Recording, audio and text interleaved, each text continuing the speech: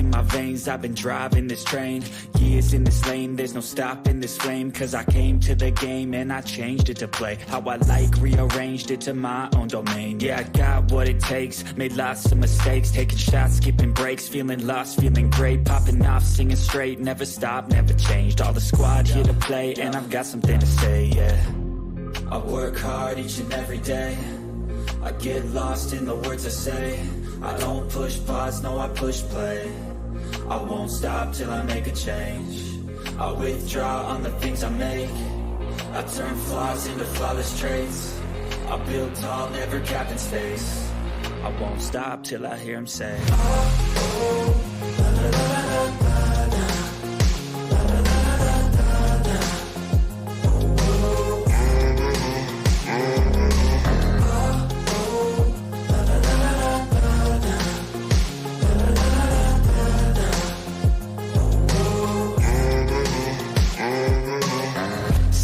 and I'm up again. I got tired eyes, need a cup of blend. That's right, in the AM, that's my only friend. No light, just the sun coming up on the horizon. I lose track of time, yeah, I move fast and climb a new class divine, yeah, true passion shines. And I'm through passing time, I choose stacking dimes. You snooze half the time while I move passing by. I work hard each and every day, I get lost in the words I say. I don't push pause, no I push play. I won't stop till I make a change. I withdraw on the things I make. I turn flaws into flawless traits. I build tall, never capped in space. I won't stop till I hear him say,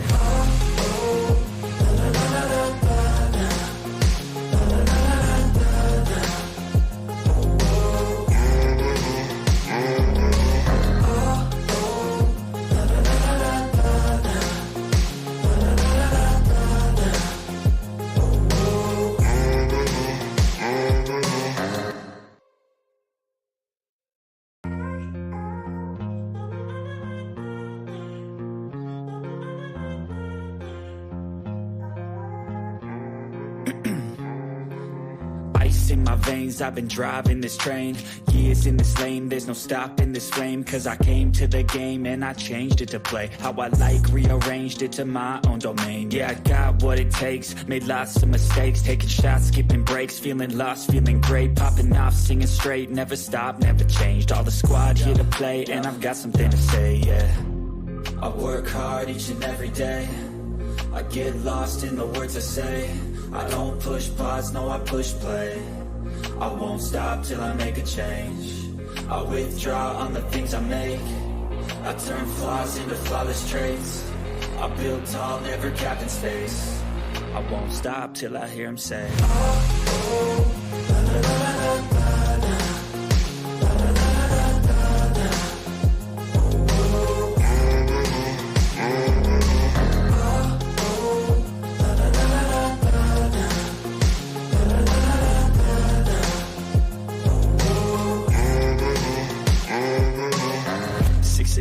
and I'm up again. I got tired eyes, need a cup of blend. That's right, in the AM, that's my only friend. No light, just the sun coming up on the horizon. I lose track of time, yeah, I move fast and climb a new class divine, yeah, true passion shines. And I'm through passing time, I choose stacking dimes. You snooze half the time while I move passing by.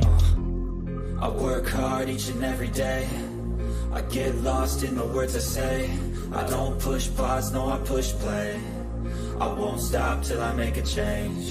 I withdraw on the things I make. I turn flaws into flawless traits.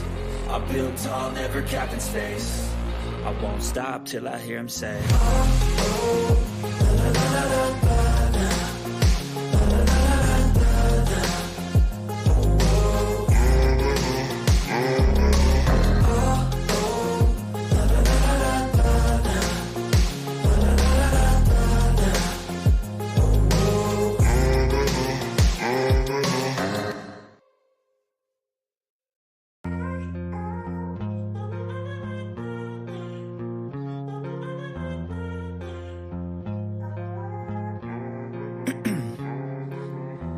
in my veins, I've been driving this train.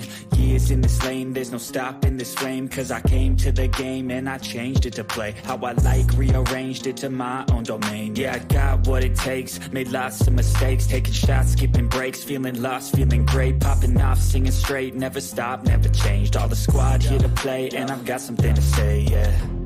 I work hard each and every day, I get lost in the words I say, I don't push pause, no I push play, I won't stop till I make a change, I withdraw on the things I make, I turn flaws into flawless traits, I build tall, never capped in space, I won't stop till I hear him say,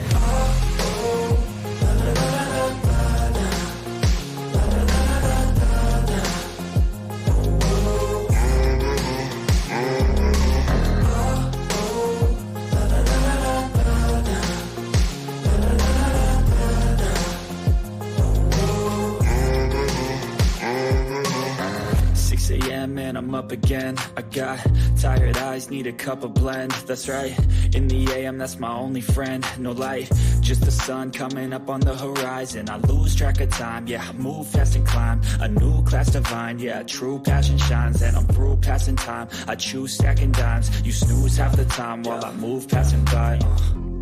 I work hard each and every day, I get lost in the words I say, I don't push pause, no I push play, I won't stop till I make a change, I withdraw on the things I make, I turn flaws into flawless traits, I build tall, never capped in space, I won't stop till I hear him say,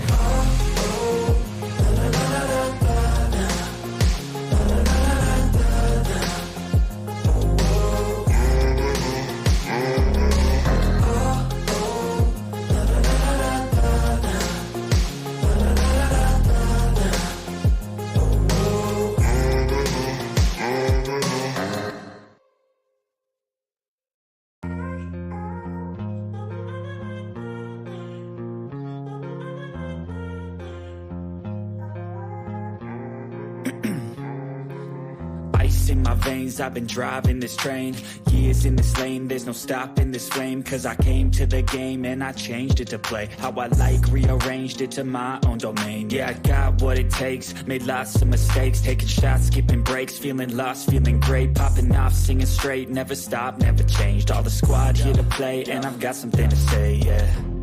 I work hard each and every day, I get lost in the words I say, I don't push pause, no I push play, I won't stop till I make a change, I withdraw on the things I make, I turn flaws into flawless traits, I build tall, never capped in space,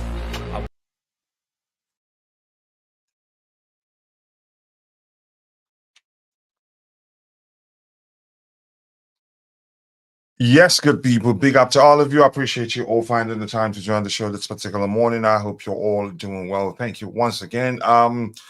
Yep, it's going to be a vertical version today. We're still experimenting with a whole lot of stuff that it's going along with, but more importantly, we're still looking for help. If you're interested in hosting shows on Chelsea Perspective, contact me so we can talk. There's something to gain from it. And if you want to become a panelist, also reach out. Let's talk. But more importantly, I appreciate you all finding the time to join the show this particular morning. We have news items lined up to talk about injured Chelsea injury updates, to talk about other news items, but not too many. As soon as we get done with it, we can start taking questions from those of you in the chat. Without wasting much of your time, sit back, relax, and let's get into the show.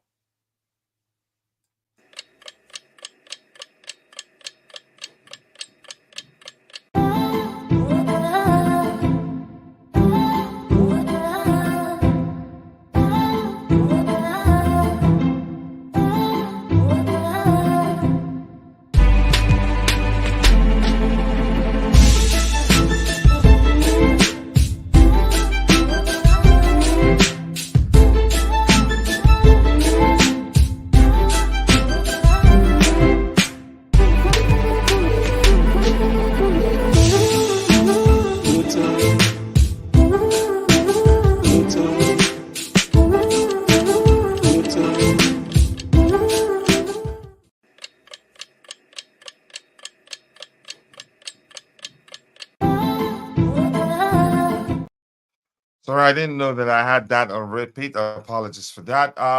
Yes, people, keep dropping the like on the stream, people. The likes do go a long way. The more likes we garner, the more the YouTube algorithm will be triggered and be forced to push us into more people who will be interested in the topics we have lined up.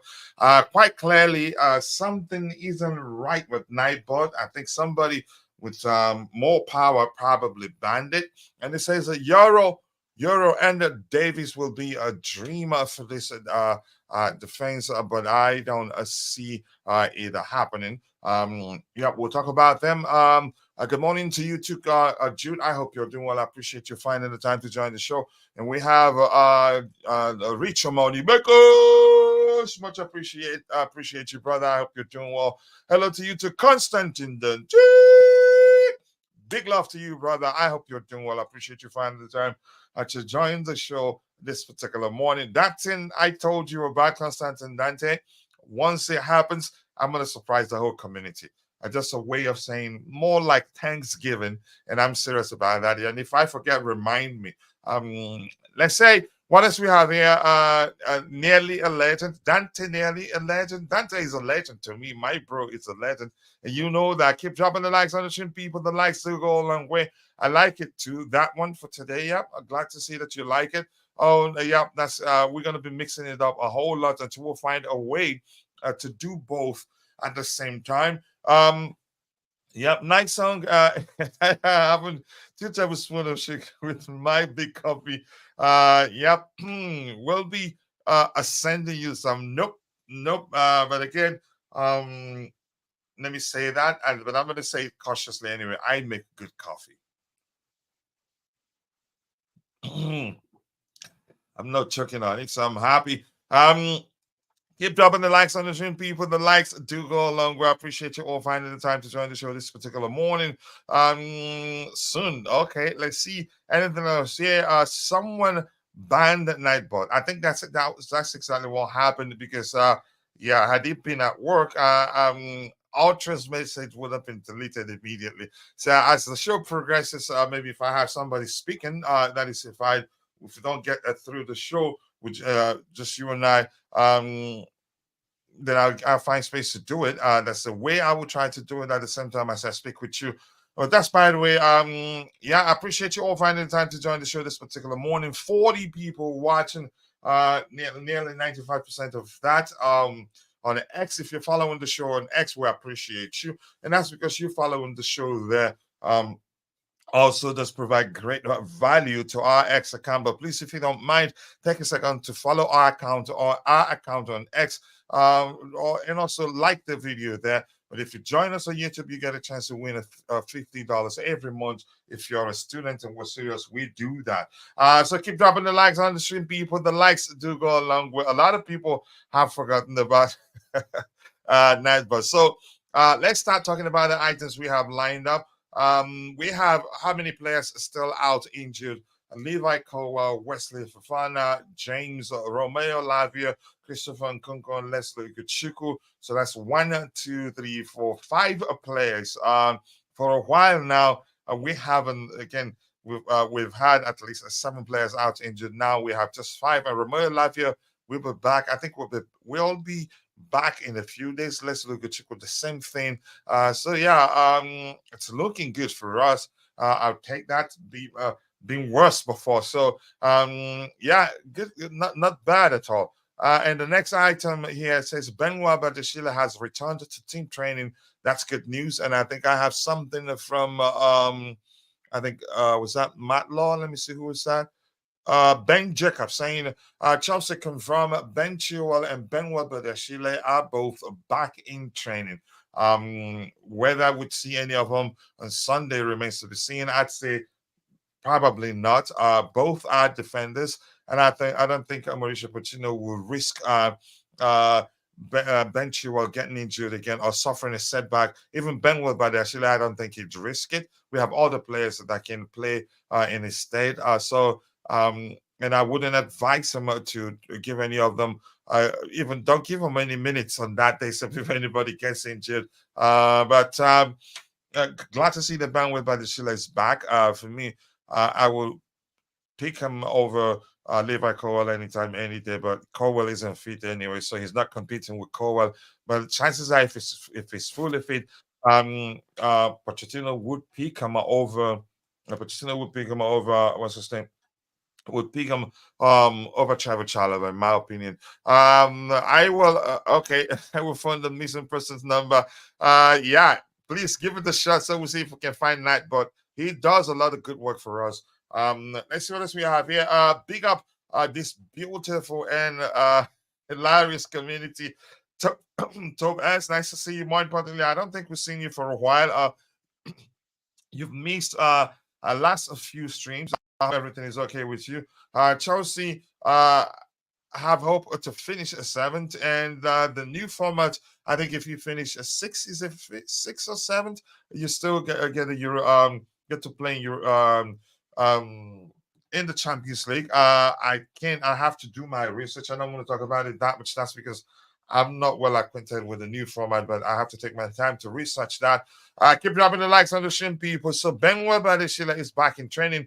And let's talk about this. A question by London First.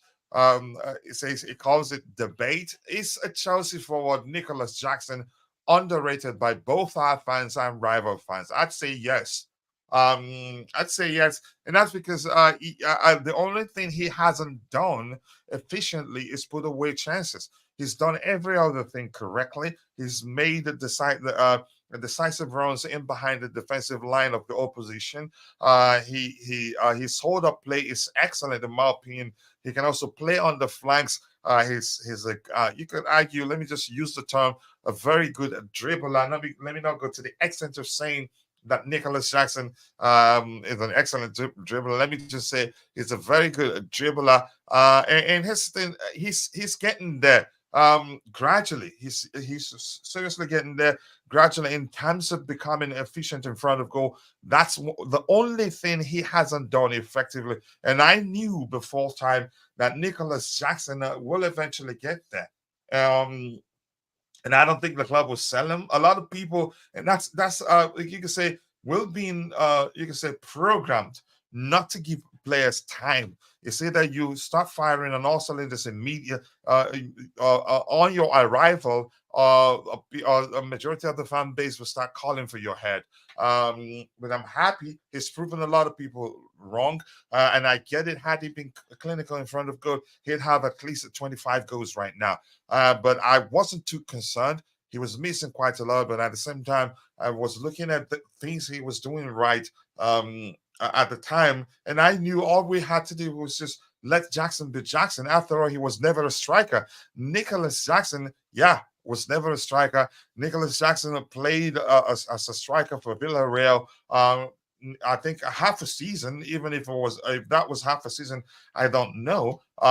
He was never a striker. And I think at one time, if you start putting away chances, we wouldn't even know if you start putting away chances and he gets a sent to play in the number 9 position and be effective at putting away chances, we wouldn't even know that he was never a striker. But I just want to go back to my argument at the time. Just let him be himself. And I think the manager's doing that right now. And I think we still see him fulfilling the number 9 role for us. That's because we've heard the manager severally calling for the club to sign for players capable of playing across all 3 positions in the front area. Keep dropping the likes on the stream, people. The likes do go a long way. Sincerely do. I appreciate you all for finding the time to join the show this particular morning. Coach, Arsenal fans cannot shut up about winning the Champions League. Let them talk. I'm not going to say anything until they get knocked out. That's when the sort of meme video I would do. I think all Arsenal fans that are subscribed to Chelsea Perspective will unsubscribe. And I don't think they will even get to the final. I think Bayern will knock them out, but that's just my opinion anyway. And we would do each time they're playing Bayern. Anyway, I want to cover the I want to cover the quarterfinals. I want to cover the next round on a soccer perspective. You have to give that a particular channel. Something Jackson has done what job it did in his first season, actually. So yeah, exactly, and still has a chance to to outdo Didier Drogba. That's not to say he's better than Didier Drogba, but if anything, that highlights the fact that Jackson is underrated. So if you're in the chat, I'm asking you this question: do you think Nicholas Jackson is underrated by Chelsea fans and also opposition fans? I think yes.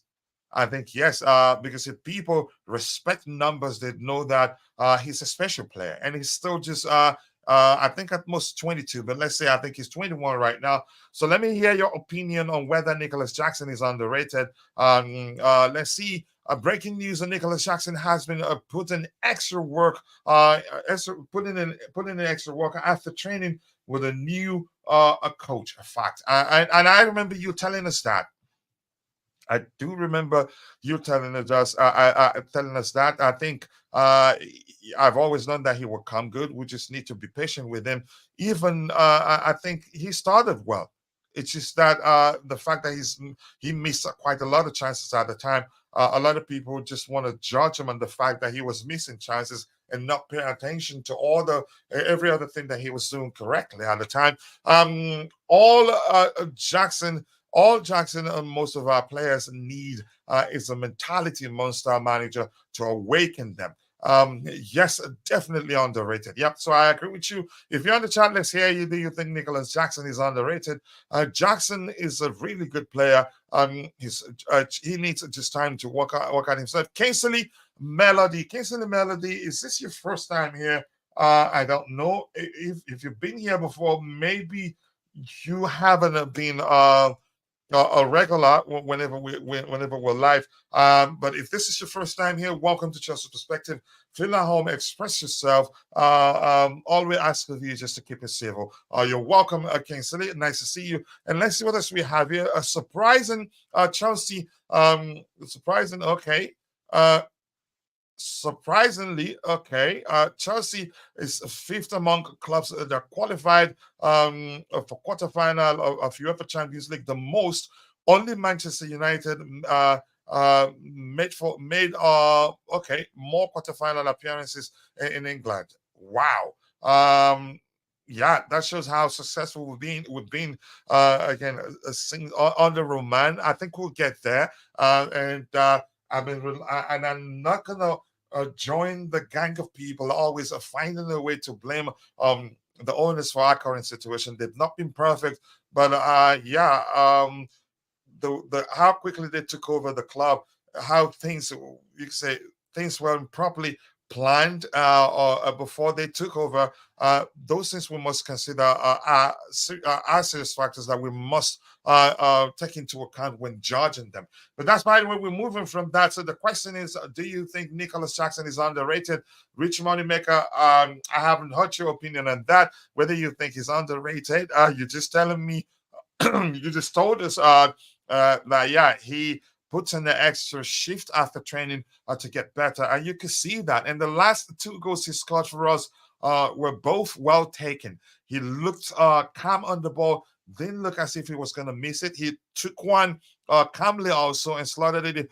One he slotted in perfectly, but he was offside. But the signs are he's starting to be a bit more calm on the ball when he as he needs to be to finish it perfectly, and he's getting there. So I'm glad we signed him, and how much we paid for him. He's a complete package once he matures fully. Yep, because he needs to. The finishing thing is still, he's getting there gradually. He scored two-headed goals, not easy. So that shows you he's improving and he's listening. He's paying attention to his critics. And it's a good thing that during an interview, he often said, he scored he scored a few goals, but he knows that he should have more to his name, and that he's working hard to improve. That's a good thing, because the most important thing is to realize that you have a problem. Once you realize that you have a problem, you've solved 50% of the problem. The rest The 50% remaining is for you to put in the work needed to solve it. Jackson needs to be appreciated more, though not too much praises, so he does not relax. But Jackson is not doing bad at all. He is on path to success. I think I agree with you, Jude. And Jude, I hope you're recovering from your situation after going under the knife. And sorry, after you telling us, telling the community that, I think I should have called you by now. But yeah, where we're at, life isn't easy. A lot going on at the same time.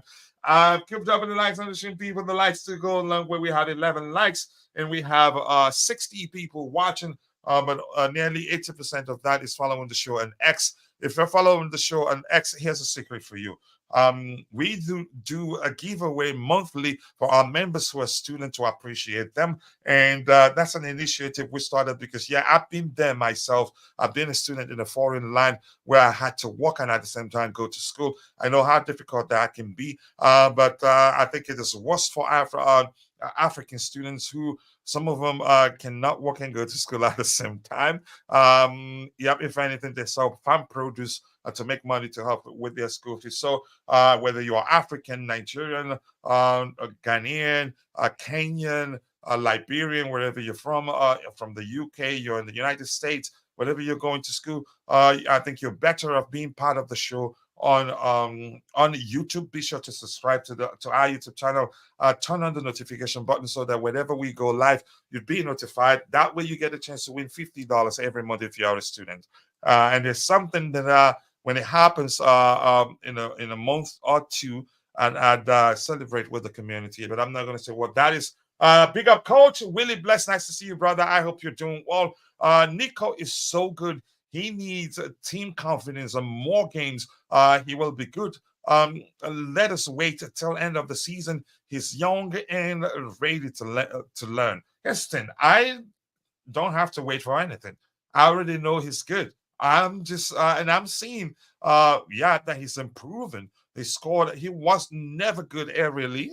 We knew that even before we signed him, but it looks like he's improved in that department. He's got 2 excellent headed goals, and I'll take that. I'm happy that the motivation didn't come from I knew somebody in the chat was going to say that, and lo and behold, Constantine Dante says something about that, and he says all that Jackson needed was a good header. Just go away. Please don't make me read such things again. I really want to go to the age a positive place, and you know that, but you always want to find a way to ruin it, and that's not okay. I thought you were my bro.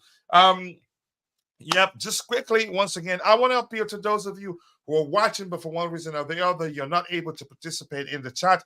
Just know that we appreciate you. Just that's because you watching alone does go a long way. So I want to say thank you to all of you for providing great value to the community. But we want to ask you for one more favor, one tiny video favor, which is to take a second and drop a like on the stream for us. The likes do go a long way. And if you're watching the show on a mobile device, swipe up to go full screen. And believe me, if you go full screen, you'd love it.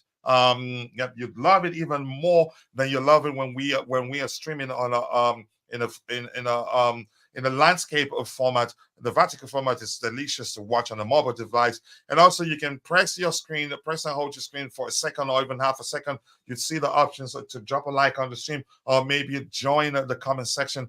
Please keep dropping the likes on the stream, people. The likes do go a long way. I appreciate you all finding the time to join the show. Then, Coach, you always forget I'm a student. But it's the giveaway. It's a random thing. I wish I could just select one student and help them and say, okay, I want to help you today. You'd have to be part of the giveaway process to get a chance to win. If you get my point. Keep dropping the likes on the stream, people. 12 likes. We can do much better than that. If you don't know how to find the like and comment options on a mobile device, all you have to do is press and hold your screen for a second. You'd see that option to like the video or join the comment section. Let's get the likes up, people. The likes do go a long way. I appreciate you all. Willie, I haven't forgotten that you're a student. But if anytime I feel like again, on my own, I want to do anything for you. I think we do talk on Twitter. I will let you know. But keep dropping the likes on the stream, people that likes to go along. I appreciate that. Kingsley Melody. And kindly, the question we don't ask too often here, if you're in the comment section, kindly please take a second to let us know where you've joined us from. East Africa, West Africa, if you want to be more specific, Cameroon, Nigeria, West Africa, South Africa, Zambia, and all these places. Just let us know. We'd really appreciate that. Where UK, London, Australia, my Australian bro is in the chat there. So let's move on. Nicholas Jackson, definitely underrated. And I think if we're being truthful to ourselves, if you understand football, if you're able to look beyond the chances it's missed, you and tell yourself the truth, you'd know, we signed an excellent player in him, underrated, even though even at the time when he was our top scorer, people were still calling for his head. The coffee is good. The coffee is good, I must say. I'm being a bit reluctant to say I make good coffee again, so I don't choke on it like it usually happens. The H place, etc. Yeah, you know that. You're familiar with the place you're talking about. You're down on that. Let's move on to the next item we have lined up here with the likes to go a long way. 12 likes. We should be doing way better than that. And if you're a moderator, please keep reminding people to keep dropping the likes on the stream and educate people how to find the like and comment options on a mobile device. Let's go.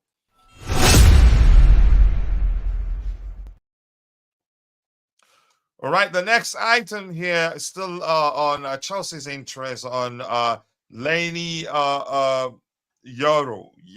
Leny Yoro. How old is he actually? 18-year-old. And he's played a lot of minutes in the French league. I can't remember what club in particular. But here's the thing. I think if Thiago Silva is leaving, I think we should be looking to bring in a more experienced defender. If really we want to sign one more defender, in my opinion, I'd say signing the defender shouldn't be our priority. I think we can invest that money in a more inside a player in an area where we need players, such as getting a true number 9, or maybe signing a traditional 10.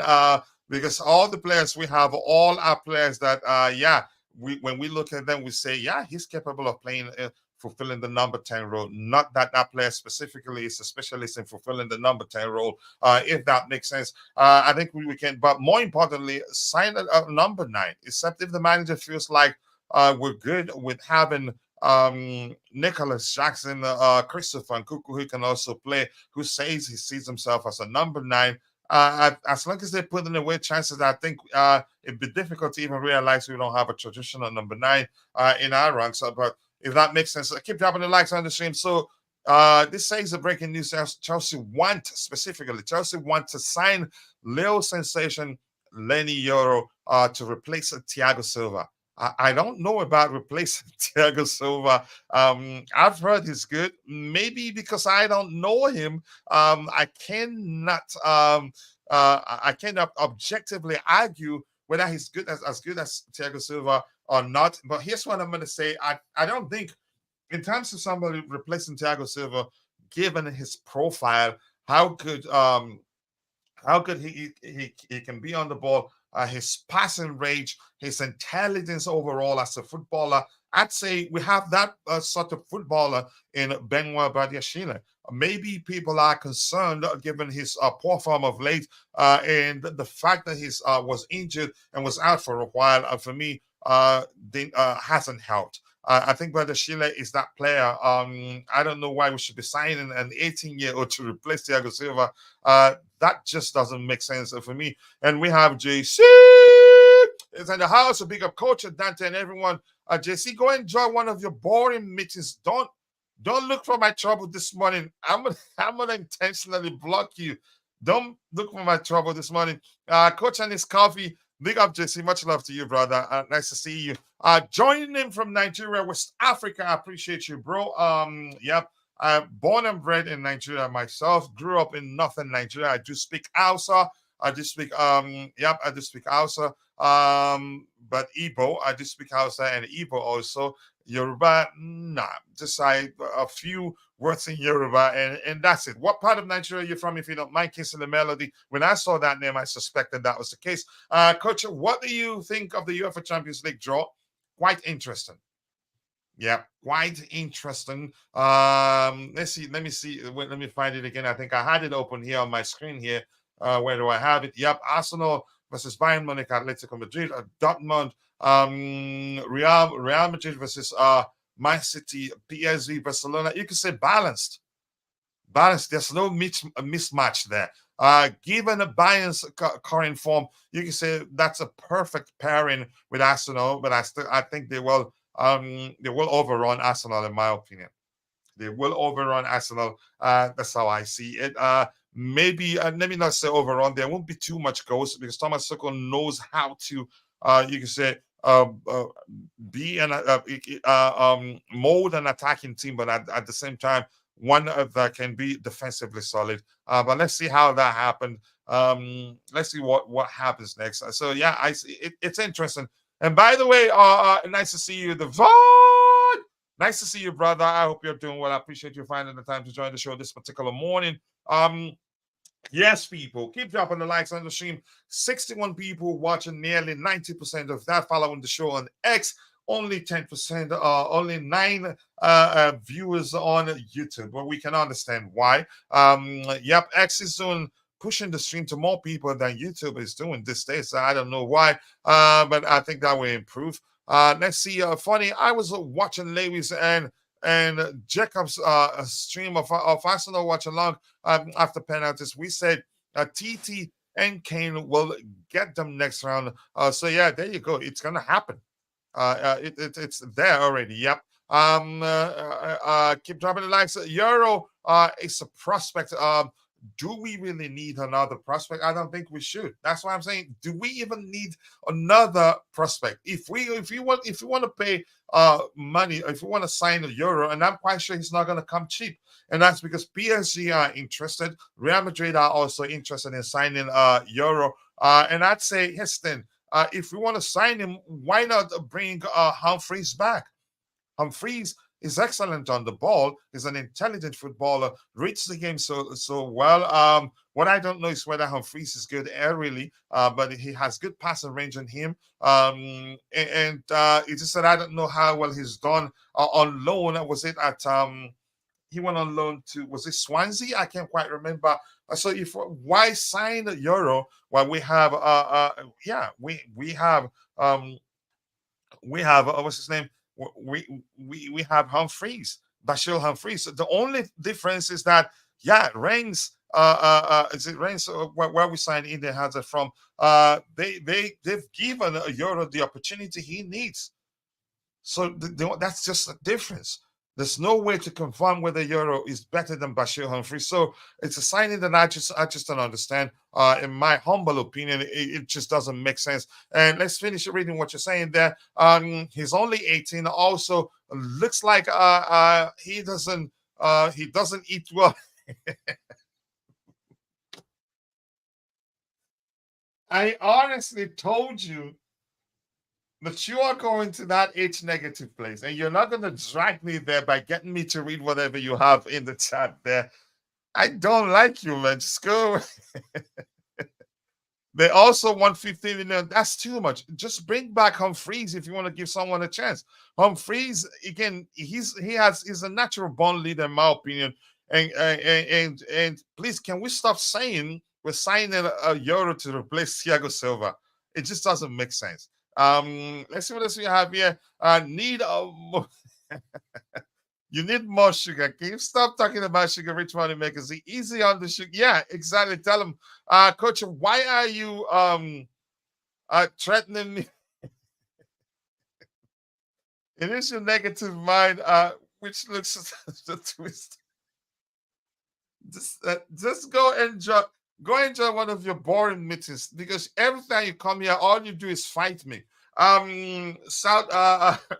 Southeast part of Nigeria. Good. Okay, nice to see you. Thank you for giving. That's again. Welcome to the community. Feel at home. Tell more people about your brother's YouTube channel. Feel at home, express yourself. All we ask of you is to keep it civil, no name calling and all that. No racism, no religious phobia, for lack of a better language. Yeah, and no sexism and all that. Coach, I sent out about the show on X. Hopefully, we will get more people. So let me see if I can see that. And I haven't. Oh, I've not been able to open X here. I'm struggling, and I left my iPad in the room, and I can't go. I can't go and get it right now. He needs. Leighton, stop doing this to me, man. Stop doing that to me. Oh, Kevin, nice to see you again. Big up, bro. I hope you're doing well. A big up, coach from South Africa. Signing Euro will be embarrassing. He'd have to be exceptional for me to say, okay, you know what, I'll take it. But it just doesn't make sense. We're sending the wrong message to the likes of Bashir Humphreys and even Alfred Gilchrist, who's a centre back. So it just doesn't make sense. And we still have Wesley Fofana, Benwell Badeshile, and what's his name? He's still here. Trevor Chalobah is still here. I think I'm missing one. We still have Levi Colwell. That's 4. If you want to sign one more, and if you're telling me you're signing him, that particular player, to replace Thiago Silva, then it shouldn't be Yoro. It just doesn't make sense. And my bro, Kevin, my South African bro, nice to see you. I appreciate you finding the time to join the show. I hope you're doing well. So yeah, I don't like that. So let's move on. I don't know that 20 million ain't get Bastoni. Yeah, if we're looking for somebody to replace Thiago Silva, Bastoni will be a much better signing in my opinion. Yep, so I agree with you. So maybe it's the owners are trying, you could say, to fulfill the their quota of getting two of the best players, two of the best players in the world in each position, according to a particular report we did address the other day. But it just doesn't make sense. You're sending the wrong message to our academy, to our kids who are, you could argue, as good as can be as good as Euro. The only difference is that Euro, Leo, they've given him the opportunity to express himself, and we weren't able to do that with Bashir Humphreys. We just sent him out on loan. It just doesn't make sense. Let's see, keep dropping the likes on the stream, people. The likes to go along with, so we'll move on from the Euros report. Our arch rivals, London rivals, Arsenal, they will slug it up with Bayern. I think Bayern will knock them out, but that's just my opinion. So let's talk about this. Chelsea, and that's my friend. Not really my friend. We're not even following each other. That's Albert Frank Khalid, OBE, saying, what's your thoughts on Alphonso Davies being linked with a move to Chelsea? Two things. As much as I'd like Chelsea to sign Alphonso Davies, I don't think he makes financial sense. He's already on 216,000 euros per week. That should be around still 200 plus pounds per week. I think that's a lot because he would want a raise, definitely. He's such a good player that we know that there won't be shortage of clubs interested in getting him to put pen to paper and join them. Real Madrid, we've heard, are seriously interested in signing him. Let's stop at Real Madrid. Even with Real Madrid, I don't think we can compete, and that's because they pay better than us. We have a new contract construct, for lack of a better format, maybe for a simpler to use a simpler language there. The fact that he's a world-class talent. I think it'd be right to call him Alphonso Davies that. He earns 216 euros right now, so he would be looking for a raise, a significant raise. I think he'd be looking to go up to 300 plus if he moves. Do I think we'll be able to offer him that? I don't think it makes sense. I don't think we'll be able to sign him. If we do, which means the owners, they're trashing the new contract format or contract construct, if that's the language you prefer. But Alphonso Davies will be an excellent addition to the Chelsea squad. He has the experience. the winning mentality. Because we're looking for character in every department in our team. In the midfield, you could say we'll have a good character in Enzo Fernandez. In the attacking area, and Kunku is a character, but he has to stay fit. I'd say get him. I'd say get him if we can. Do I think it's possible? I've taken my time to think about it and realize it's never going to be easy. Yep, it sounds easy, but it wouldn't be easy. Given his salary alone is an issue. But a lot of you could argue some of biggest names, biggest Chelsea aligned X account are preaching that we're seriously interested, we're seriously considering going for him. But let's see what happens there. I don't know how much. Let's see if it makes sense. If we sell, how much is Marco Correa on? Let me just search that. Marco Correa weekly salary. That will give us a clue, maybe, because we've heard that the club wants to sell Marco Correa. So maybe the plan is to sell him and getting Alphonso Davies, because he's a much better player in my opinion. Marco Correa weekly salary. Let's see that. Marco Correa weekly salary. Let's get there. Yep, keep dropping the likes on the stream, people. 72 people watching the show, but only 12 on YouTube. I appreciate you all at the same time.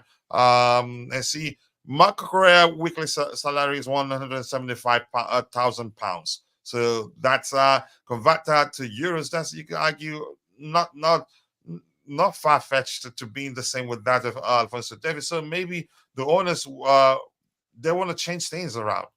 They want to change things around to make sure we start winning right now and not wait till the kids are mature, which will lead to them missing out on big name sponsors. We've seen Jordan suspending negotiations with the club because, we didn't win the FA Cup and everything else we've heard. So maybe they've realized that the importance of signing experienced players to balance things out. But that's by the way, keep dropping the likes on the stream, people. And here, Willie Bless is saying, Coach, I'm from Kenya. I'm just not into this idea of signing. Thank you, and welcome to the show, my Kenyan bro. I have a Kenyan friend and bro, John, last name Ndisu. I love him so much, but we hardly speak these days since I moved from Jersey to where I am right now. Idea of signing Leny Yoro, given he's just 18 years old, very inexperienced. We won't do such a thing. Rumors that we're really interested in wrapping up that deal as soon as possible. But let's see. If we want world-class left back like Davies, Davies need to pay a bit extra, which we should do for world-class talent. And rumors are we've identified a young talent that we're pushing to sign. That's because Malo Gusta has really worked out for us. And given that we pay, I think, around £25 million for him, I can't quite remember. So the club, they have confidence in their ability to scout and find the next big name. So probably won't be too eager to pay that much money for a world-class left back. But I get your point. Maybe they've realized the importance of signing experienced players and balance things out so that we can start winning immediately. But let's find out. Alphonso Davies is on high wages already. That's an issue. And he's a left back where we have a Chile Kuku, Matson, even Colwell was played there. Heston, let me say something quickly. The new owners, from what I'm seeing, again, I have to go back to something I've said 1,000 times. They didn't become billionaires by being dumb or by being sentimental. If they see any player that they can sign and get the player to agree to an incentivized contract, they sign that player and sell one, and that's on a fixed salary, like Chile and Cucurella. That's they don't. You can say they don't. They're not sentimental when they make the decisions. I get it. It's looking like they've made a lot of mistakes, but one thing they've done right is sign some of the brightest young talents in world football. And in a few years, I can assure you would look back and say, wow, they knew exactly what they were doing at the time. But overall, my point with regards to your mention of both Cucurella and Benchua, both are on, again, their salaries aren't incentivized. and and clearly both are not our best players. So if the owners see the talents that are capable of fulfilling the left back role for us and will be on an incentivized contract, they're not going to hesitate. They will sell Ben Chilwell and Marco Correa with that sentiment. Even though I love Marco Correa and I'll pick him anytime, any day over Ben Chilwell. But I hope you understand my point there. Let's see what else we have. Breaking news that the fans could stop the Sporting directors are buying potential. Definitely, if we don't get into Europe, I don't think the fans can. They have the blueprint for the project, and I think they will follow that.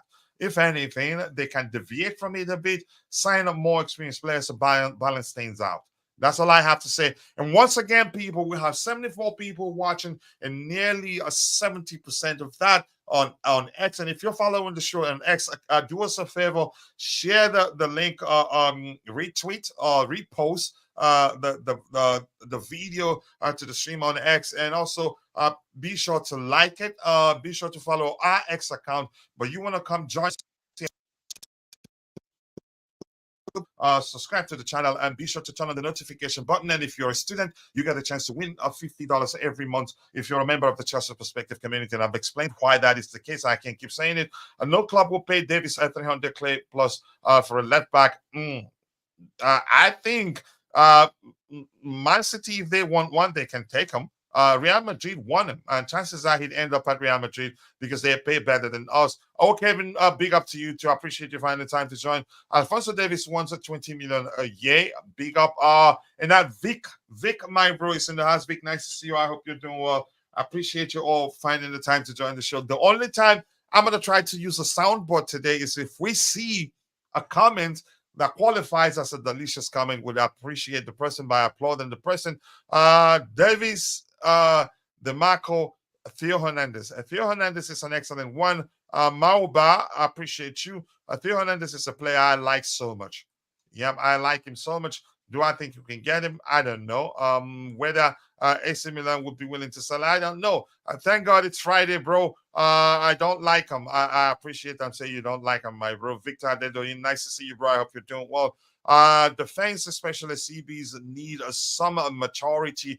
25 minimum to buy. I mean, we have young defenders already, so we need maturity, and that's why we should. I don't want anybody to tell me we're signing Yoro to replace Thiago Silva. It just doesn't make any sort of sense, in my opinion. Let's see anything else to address here. This says that Rich Money Makers, okay, just having a good conversation there. I am pushing for experience. We're all pushing for experience here. The next item we have lined up, keep dropping the likes on the stream, people. The likes do go a long way. Nothing here to address, actually. But if you're in the chat, if you have any questions, or drop it. So we can try to address it. We're 52 minutes into the show and we have just 20 likes. I think we can do much better than that. So now I'm looking for more news items that we can address. I haven't seen any. And if you have any questions, so drop into the chat and I'll try the best I can to address your question. And disclaimer, you know already, I don't know everything. We're here to learn from each other. So if you ask me something that I don't know, I would delegate your question to someone else to see if I can get a good answer for you. Apia Owen Melvin, that sounds like what part of Nigeria is that? Owen is not Calabar, no. Idoma, if anything, Idoma or Igala. Apia sounds, I'm not too sure, but let the brother there in the chat let us know. But Apia Owen, welcome and thank you for finding the time to be part of the show this particular morning. Enjoy yourself. Feel at home. Always ask of you to keep it civil. And we have 80 people watching, and nearly 60% of that following the show on X. And if you're following the show on X, you'd be better off joining us on YouTube, so you get a chance to win $50 every month if you're a student. Poch, presser, and anything good? I haven't seen anything from the presser being shared here. I think Vic, you should know. Let's see what I have here. Watching you from Qatar, Emmanuel. Ayeman, is that, should I pronounce that Ayeman or Ayeman? Sorry if I butchered your last name. Emmanuel, thank you so much for finding the time to join the show this particular morning. Welcome to Chelsea Perspective Community. Feel at home. express yourself. Always ask the viewers to keep it civil. Nice to see you, Emmanuel. I hope you're doing well. How do you make good coffee? Let's just say this. I think everything comes down to the measure of everything else you add after the coffee or coffee. After the hot water and then the measure of coffee you want inside.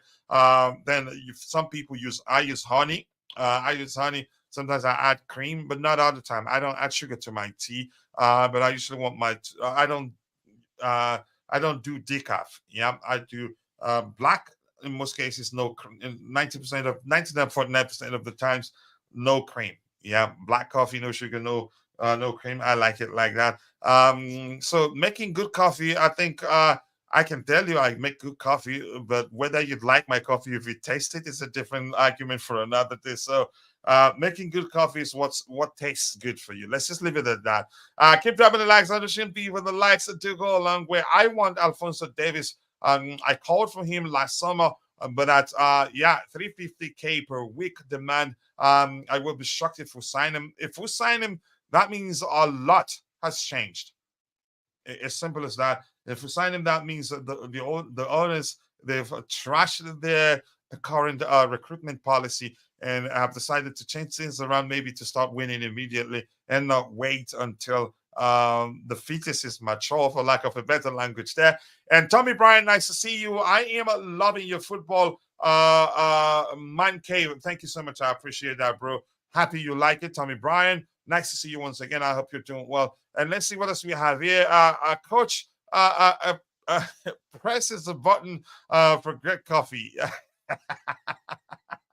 Yes, no.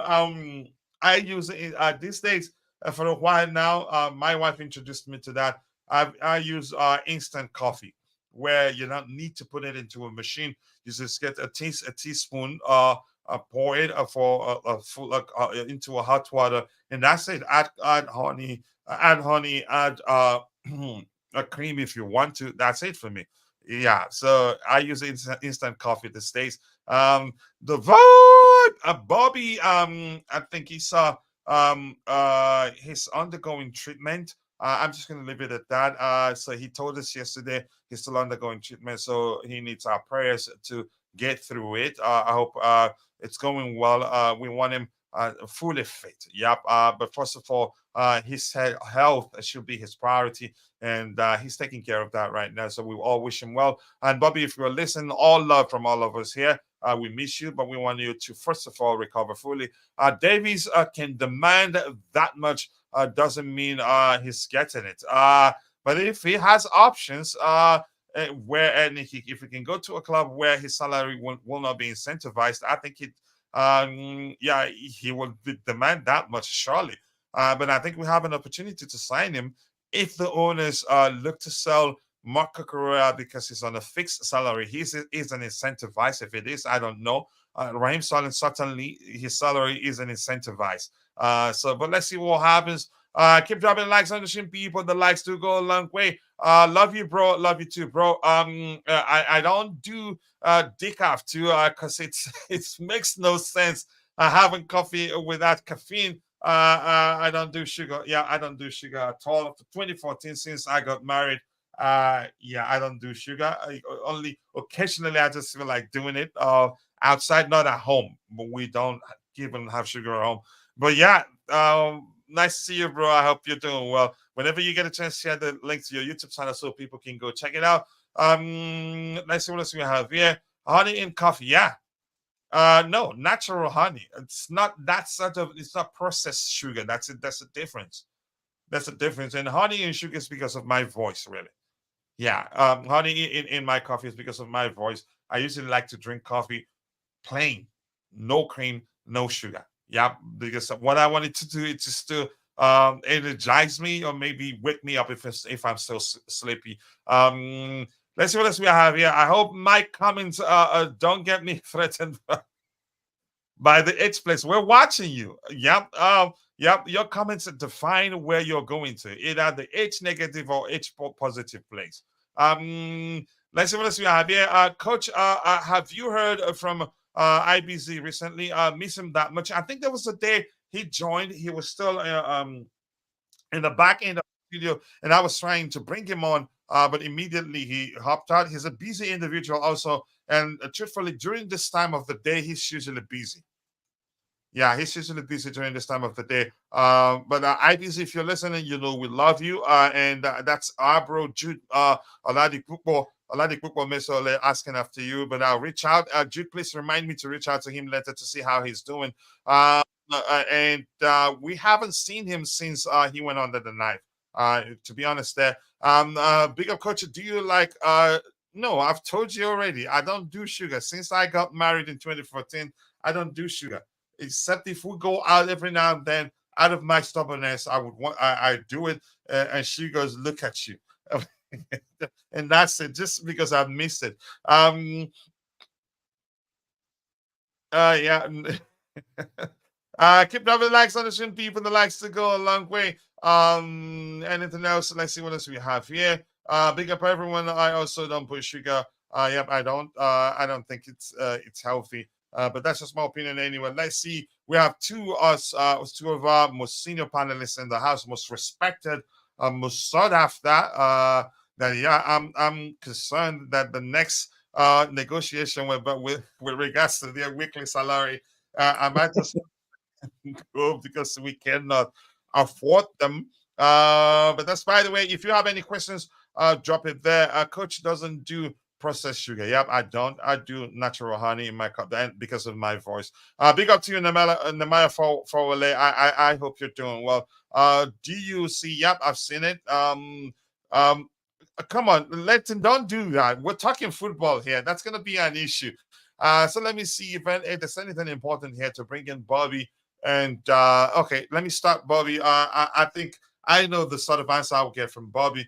Bobby, greetings. I appreciate you finding the time to join. We did talk about you. A lot of people in the chat were asking after you, and we talked about the fact that you're going through a treatment process, and that hopefully it goes well. But more importantly, nice to have you on the panel. It's a good sign that it is going well indeed. Bobby, the question we have here, debate, is Chelsea forward Nicholas Jackson underrated by both our fans and our rivals? And bear in mind that he's equaled the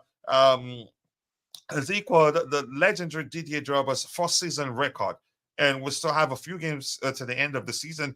And had he been clinical, probably by now would have surpassed that. And already we know he surpassed what's his name? Kai Havertz's best season as Chelsea player. One more player was mentioned, actually. I can't remember which of them. But Bobby, do you think Nicholas Jackson is then underrated by Chelsea fans and rival fans? Let's hear you. Big up, guys. Up to Always you a too, bro. privilege. Yeah, I'm hanging in there as far as my treatment is concerned. Excellent. Much appreciation for those asking, but it's all good. Yeah, Nicholas Jackson. The discussion of Nicholas Jackson is a byproduct of our microwave society, isn't it? Everything must be instant now, now, now, now, now. And nobody really understands that It's things gotten need to worse be these days. cooked. We want it like yesterday. Yeah. Things, you can't have a good meal without cooking it. But we want to skip the cooking and just have the I have meal. never heard that before, and I like Um, it. I just thought of it. We want to skip. And listen, as I keep saying on your platform, I have no problem with the project. I understand. I know it'll take time. I know there needs to be integration. Even the players know that. Cole Palmer alluded to that. My problem, and I keep reiterating, was the Carabao Cup final. I find that unacceptable. An opportunity to win when you have your opponent on the ropes, ready for you to land a knockout blow, you land a knockout blow. You don't spurn opportunities, neither do you spurn trophies. No other big club does that. That's why their trophy cabinets are full. And Chelsea do that, and that's why our trophy cabinet could be fuller. Too many runners-up positions for my liking, and that's not acceptable. But that aside, in terms of the development of these players, they are developing, and Nicholas Jackson is amongst them. This is his first season, a young player coming from a foreign league, more or less even just beginning his um, top flight career, not to mention his career in England in the Premier League. So he's going to be up and down. He's going to need time, and he's doing well considerably. You've spoken of his record as compared to Drogba's first season, and I think our fan base is just, too instant, too yesterday rather than today, immediate, too judgmental, snap happy, not understanding that anything you do in life that's worth doing well needs to take time. You need to go through what it takes to succeed, and this is what Chelsea's doing at the moment. We have had a hard reset and we are developing an entire squad. I don't want to get into injuries because injuries are a significant part of what's holding up the team, what's holding up the individual development. Had there been a fuller team, less pressure would have been on Jackson, and we wouldn't be talking too much about him, now. So the kid's doing well. The kid's progressing. I think he's going to be a great player. He's not necessarily an out and out striker. He can play all along that forward line as he's shown us. And it's going to be useful if he has a proper strike partner. He's shown what he can do when Nkunku's fit. He tends to really come alive because he's got someone to play with and to play in and to play off. And if we do get someone like an Osimhen, it's going to be quite exciting watching those two operate because that will be a handful. So I'm for Nico Jackson, just as I was always for Gallagher. I remember on your platform just a year ago, I was telling people Gallagher is a player to convert into the six. And people came for me.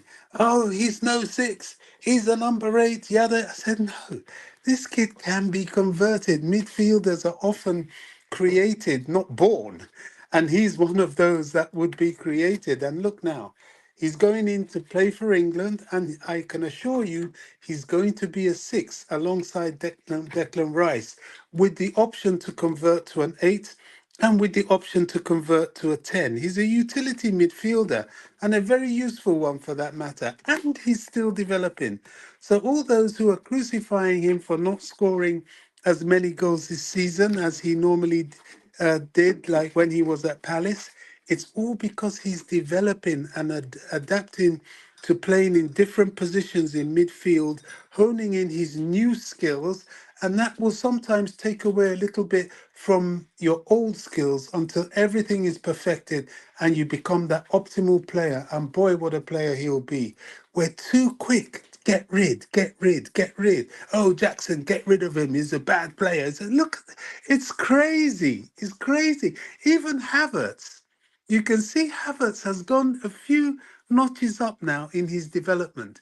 We were impatient with him at Chelsea. Okay, he made money for us, and suppose we got rid of him because of money and he wanted more wages.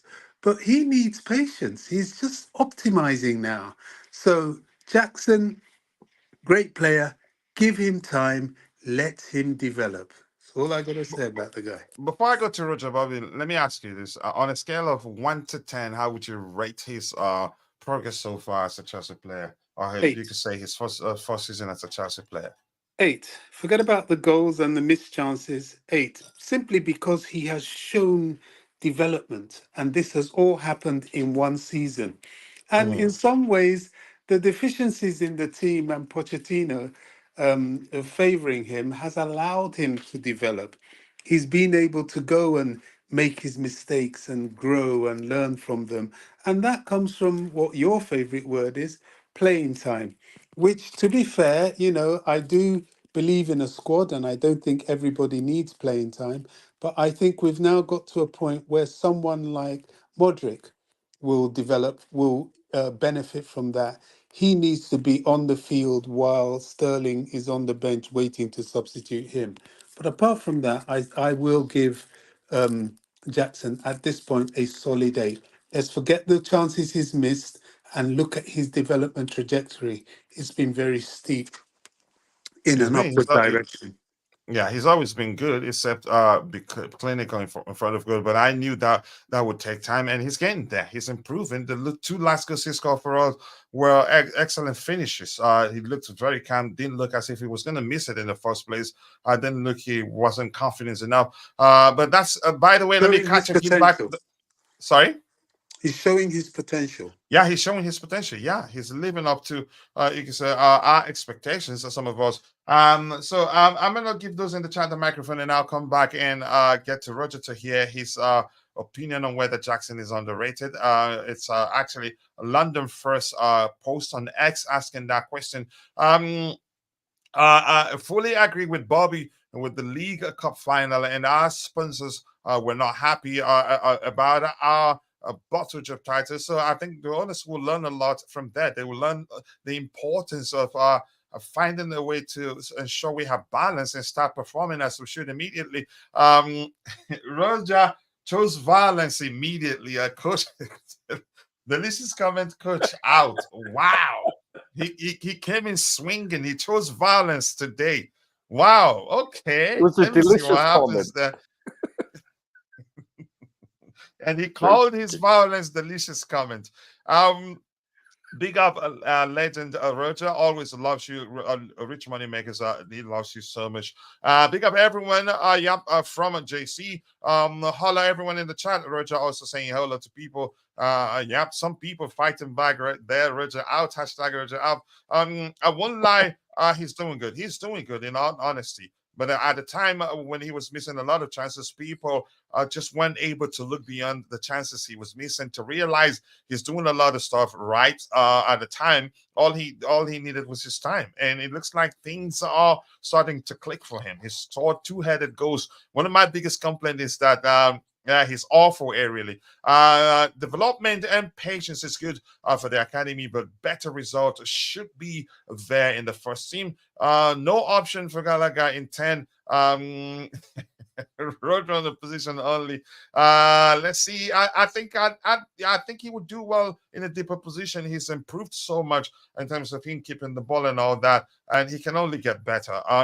Jackson has done well, to be honest. He has a double digits, a goal and assist. What else could he do in his first season? He has been good and has really picked up in the second half of the season. Yep. Bobby, I think Jackson looks good. Okay. I'm not sure what to make of that particular comment there, which money maker, maybe my dirty mind, and God forgive me. We have 90 people watching, but nearly 70% of that on X. I hope my mathematics is correct because we have just 28 people following the show on YouTube, but 90 in total, which means that the Rex is an X. Well, we appreciate you. Rhymes there, rhymes, and I love rhymes. Let's see, 8 is a bit high. But Bobby is entitled to his opinion, so he's rating him 8. Everyone misses chances. The main thing is how many he scored. He has done all right. We need to create more than we are doing. And here's the thing, where I agree with JC here, I can't believe I'm actually agreeing with him. The more chances you create, the more opportunity you have to score goals. Man City, they create a lot and miss a lot, but people don't pay much attention to how many they miss. That's because they score a lot. So I agree. I can't believe I'm agreeing with JC there. By the way, that's a delicious comment. Let's applaud JC there. Hopefully it works. But if the beautiful game is close by, the heat from emitting from the H place probably will fry the soundboard. But let's see.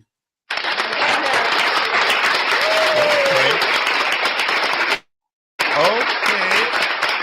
The beautiful game is busy at work, so the soundboard is working properly.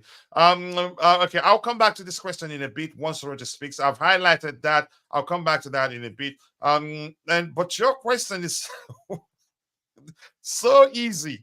I want difficult questions so that I can just throw it at Bobby or Roger and just listen. I'll be sipping on my coffee. I will give him 9 out of 10. Weez, thank you. I think I will give him something like that. or 8.5, given the fact he missed a few. Oh my goodness. Let's see what else we have here. Poch was spotted at Brighton match last night. Do we admire them that much? I think, who were they playing against? Because I did read something to the effect of they were scouting. So they were scouting at the Argentine international that we were linked with the move for him, Dybala. Yeah. So chances are maybe they were scouting some other players we don't know. Vibes McCarthy, nice to see you. I like your name. Yeah, Vibes McCarthy, my first time on your live stream. Keep it up. So interesting to watch. Thank you so much, Izzy Vibes. All we ask of you is just to feel at home and keep it safe. Feel at home, express yourself. But all we ask of you just to keep it civil. Your opinion matters here. It doesn't matter whether you think I suck or the panelists suck. Just express yourself, but no name calling. And you're good to go. We'll address we'll present counter arguments to your opinion. Jackson needs to relax with the crowd. With the crowd's shushing, leave him. I'd let him be himself, in my opinion. Okay, lateness is greatness. To who? Who is he? Coachella out. You've been here since the start of the game, the show, Chimera. Are you just joining right now? You out. So I think some people and Roger had a meeting before coming here to just start fighting me. The soundboard is working, so the Bluetooth game isn't close by. Poch will be joining Brighton next season. Hopefully, that's why. We'll see. Victor Adedoyin, Jack's future is brighter at Chelsea. I think I agree with you. I believe in his sense of direction to develop the pride of London. There's something else I want to say. I liked him even. I started liking him even more after he said, yes, he scored a few goals, but he could have scored even more. So he's working to improve on his goal scoring record. That's a good mindset to have, which means you're open to learning more, which simply means you get better at what you're doing. For 2 days, our coach has been putting too much spin to the ball before that happening. In has he lost the keys to the edge place?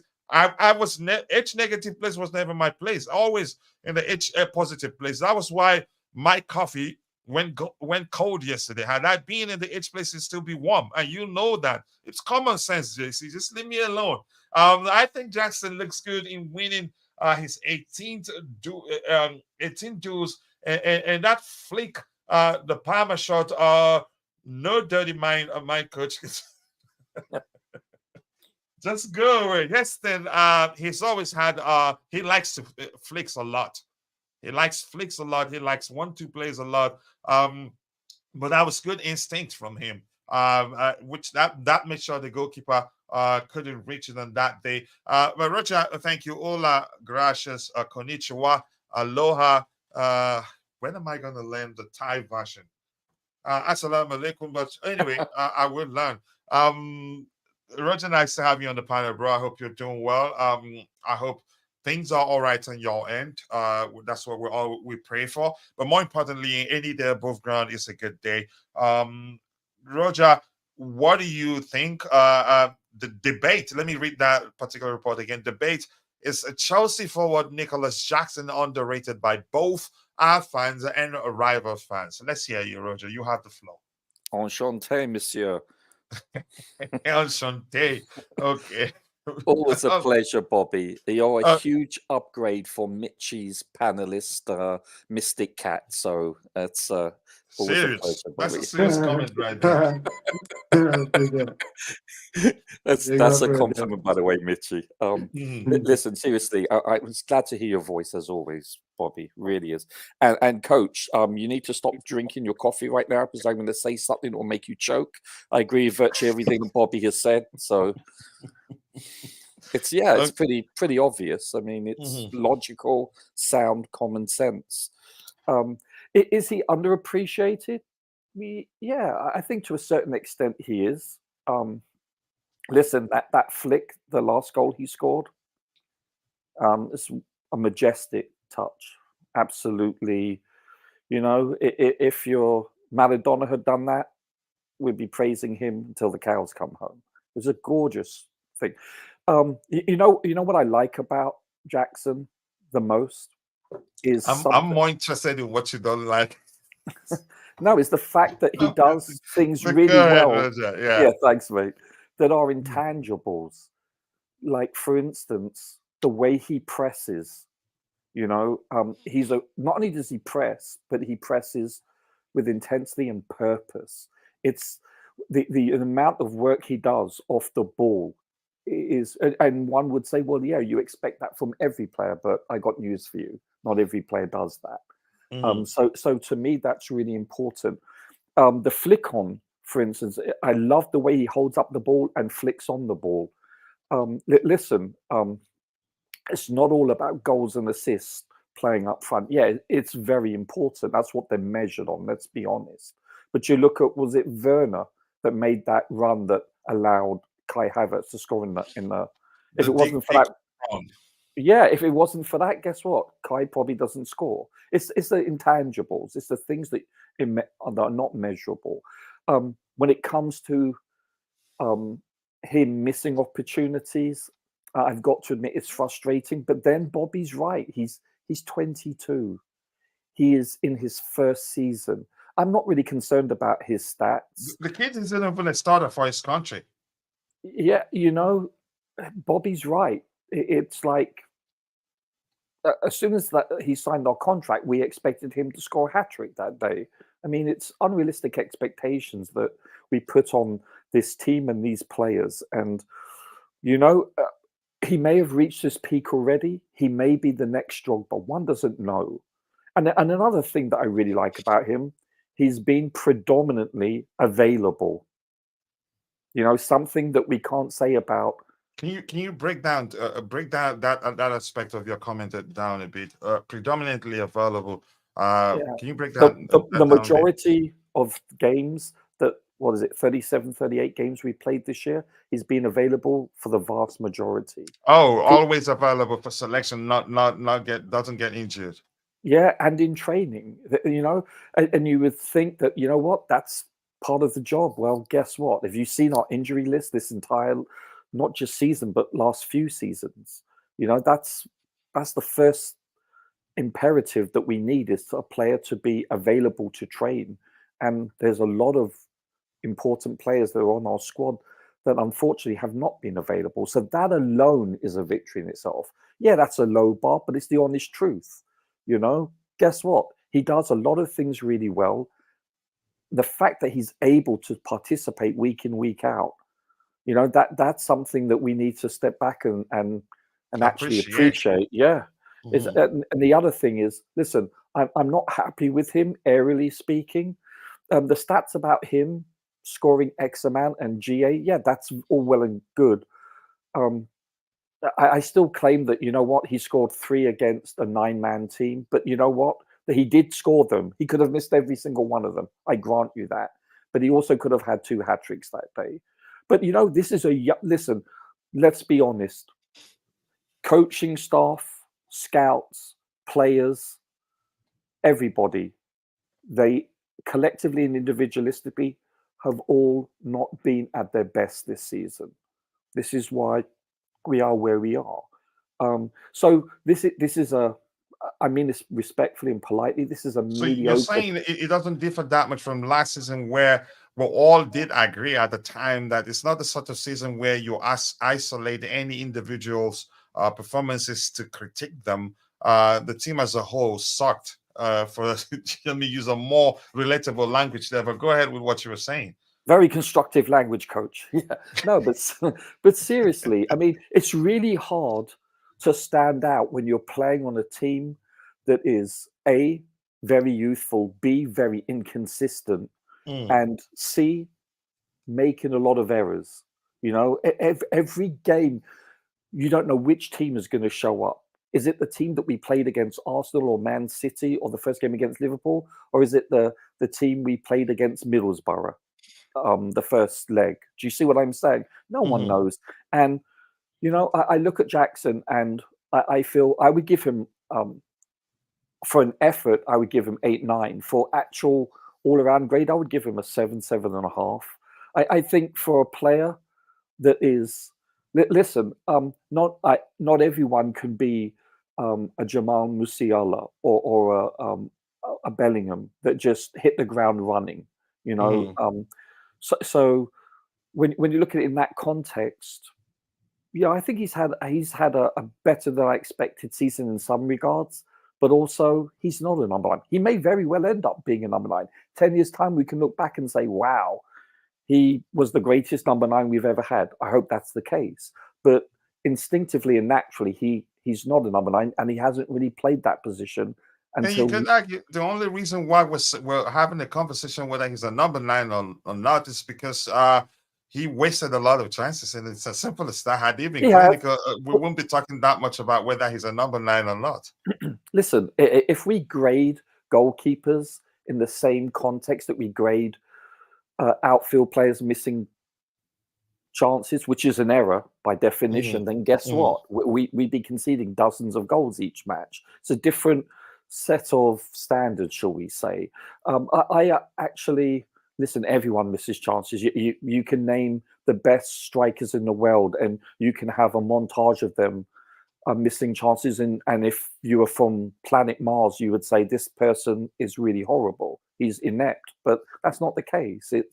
I honestly think that Jackson, if he can maintain this course of improvement, and I believe he has improved. However, I must say that pre-season, he was a completely different player. He was, and I use this term often, he was so composed. He since this regular season started, especially the initial, let's say 1/3, he lacked composure in front of goal often. But I think you can see the last 2 finishes from him were excellent, sublime. I think we can honestly say that we've seen incremental improvement. In addition to the fact that he does the dirty work off the ball, and he does it well, by the way, really well. And the thing that really sticks out to me is when Jackson isn't on the pitch. I think everyone will concur with me on this, that I have zero confidence in any of our front players holding up the ball when there's a deep pass, from the keeper or from a centre back, for instance. We have zero confidence. He is, for the most part, the only person that really is able to hold up a ball. It has to be on the carpet, though. It has to come to him on the carpet, though. No, he can hold it up. I've seen him pat it down with his chest or win aerially. It depends on if he was alone. If he's alone and finds it, but when somebody's on him, usually I think it. But that's a small opinion. Go ahead with what you were saying. I think whenever you see a long ball, over the top. I think he actually really holds the ball up well. I really do. And you can't say that on a consistent basis. Is he 100% successful? No. But if you look at the other players, you never get that sense at all that person has any chance of holding the ball up. So that alone is really important. That to me is a huge... It's just like when we don't have Enzo on the pitch, we look completely different. We don't have that tempo. Yep. And we knew even before it happened, we knew, which is why there was one of the shows where we had the conversation what we were going we asked the question what we're gonna do if it isn't available for selection, and it happened. I don't think we did well in his absence actually at the time, but go ahead. Wait, completely different team. You talk about Enzo, yes? Yeah, we did have that conversation here. Yeah, and we're different when Jackson is not on the field with regards to certain things. Listen, I doesn't mean he can't, but I honestly believe he needs to improve his game aerially. Technically, I'm talking about. Yes, he scored 2 wonderful headed goals in the last, let's say, month or so. But I'm talking about, you look at Silva, the way he flicks on a goal, or Didier Drogba scoring in the final, to go to penalties in I'm trying to think, where was it? Portugal or wherever it was, Russia. I can't recall.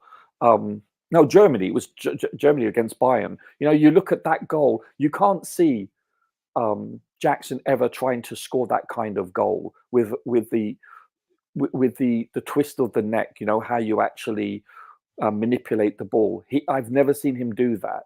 But that doesn't mean he can't learn to do this in the future. He's obviously not a natural at it, because guess what? he's never played number 9 before until recently. So I think Bobby nailed it. We have to honestly be patient and understand that they're developing in a team that is inconsistent and is collectively developing. So I think I've landed. Yeah, safe landed indeed, but not a Boeing kind of line. you didn't you have went any there, Boeing Karen? issues, right? You went there. Oh man, that's crazy, bro. But woo. Okay, I'm not gonna get into that. But thank you for that, Roger. I appreciate you. And here, Tommy Bryan is saying, what I like about Jackson is his inner Diego Costa, hence the endless yellow cards. I think that's an issue, but it looks like he's learning to control himself a bit more. He needs he's shown that, by the way. Yeah. In the last several games since he's reached that where he only needs one more to be suspended. Notice. So what does that tell you? Yeah. Which is good though. Listen, it's a learning process, isn't it? Yeah, he's learning, and really, like, I think you did mention that he's improving. Is really improving. But that's the coach's responsibility.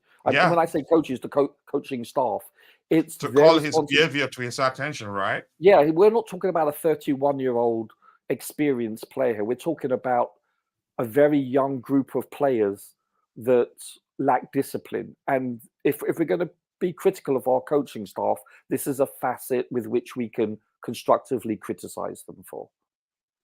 Mm-hmm. Yeah, if we really think Nicholas Jackson is good, why do we find Sculling? Because Nicholas Jackson can play together with the Simham. That doesn't mean we want him gone. We want a more traditional number 9 to mix things up. But I'm still saying I'm not too sure whether Pochettino is the one that would want a more traditional number 9, but that's just my opinion anyway. And Jackson, have you not seen that he's actually better off? Well, he performs better for us when deployed on the flanks than centrally. The cut prediction of 3-0, Roger. Okay, let's see. Everyone, keep dropping the likes on the stream, people. The likes to go a long way. We have 26 likes, but we should be doing way better than that. I appreciate you all finding the time to join the show this particular morning. To like the show on a small device, just press and hold your screen for a second or even half a second. Then you see the options to join the chat and also to drop a like on the stream for us. And the likes do go a long way. For the vertical format, we get a lot of views, but it looks like a lot of people don't know how to like the video, especially if they're on a smaller device. Let's see. Nicholas Jackson has only had 122 appearances. Appearances in in his senior career. That shows you how young he is, Coach. We are about to finish the essay book on Jackson, and it's unfair that there has been no mention of two things: his emotions and yellow cards. Whenever I think we've talked about that, Roger we did mention that, and he's actually improved. He's been, you can say, he's become again. In our last few games, he's behaved well. I haven't seen him close to doing anything that will lead to him earning that when you look at. I think it will eventually happen, but probably most likely from a foul and not from him, you could say, showing dissent or trying to fight an opposition player. He's improving. And like Roger said, that's down to the coaching staff to call that to his attention. And I think at 21, 22, he's still learning a lot. This guy isn't even a starter for Senegal. During the AFCON, he was on the bench for most of the games. I don't remember whether he started any, but the ones I saw, he had to come off the bench. That's how young he is. Nico is a big upgrade to Havertz on that striker role. Even in a deeper position, I think he's good. He has good passing range in him, and can also pick up an excellent pass if you make good run. Jackson gets a 6 from me. Needs to improve in a lot of areas, which makes me question if the owners have turned us into a development club, buy young and sell high vibes. I think that's wrong. I don't think they're buying these players to sell them. They're buying most of them to keep them at the club for a long, long time. Because where they will make a lot more money isn't from the sales of players but from participating in the you can say in the Champions League, winning the Premier League, winning cup competitions and all that, doing well overall. Not really, they're not going to be making that much money from selling players.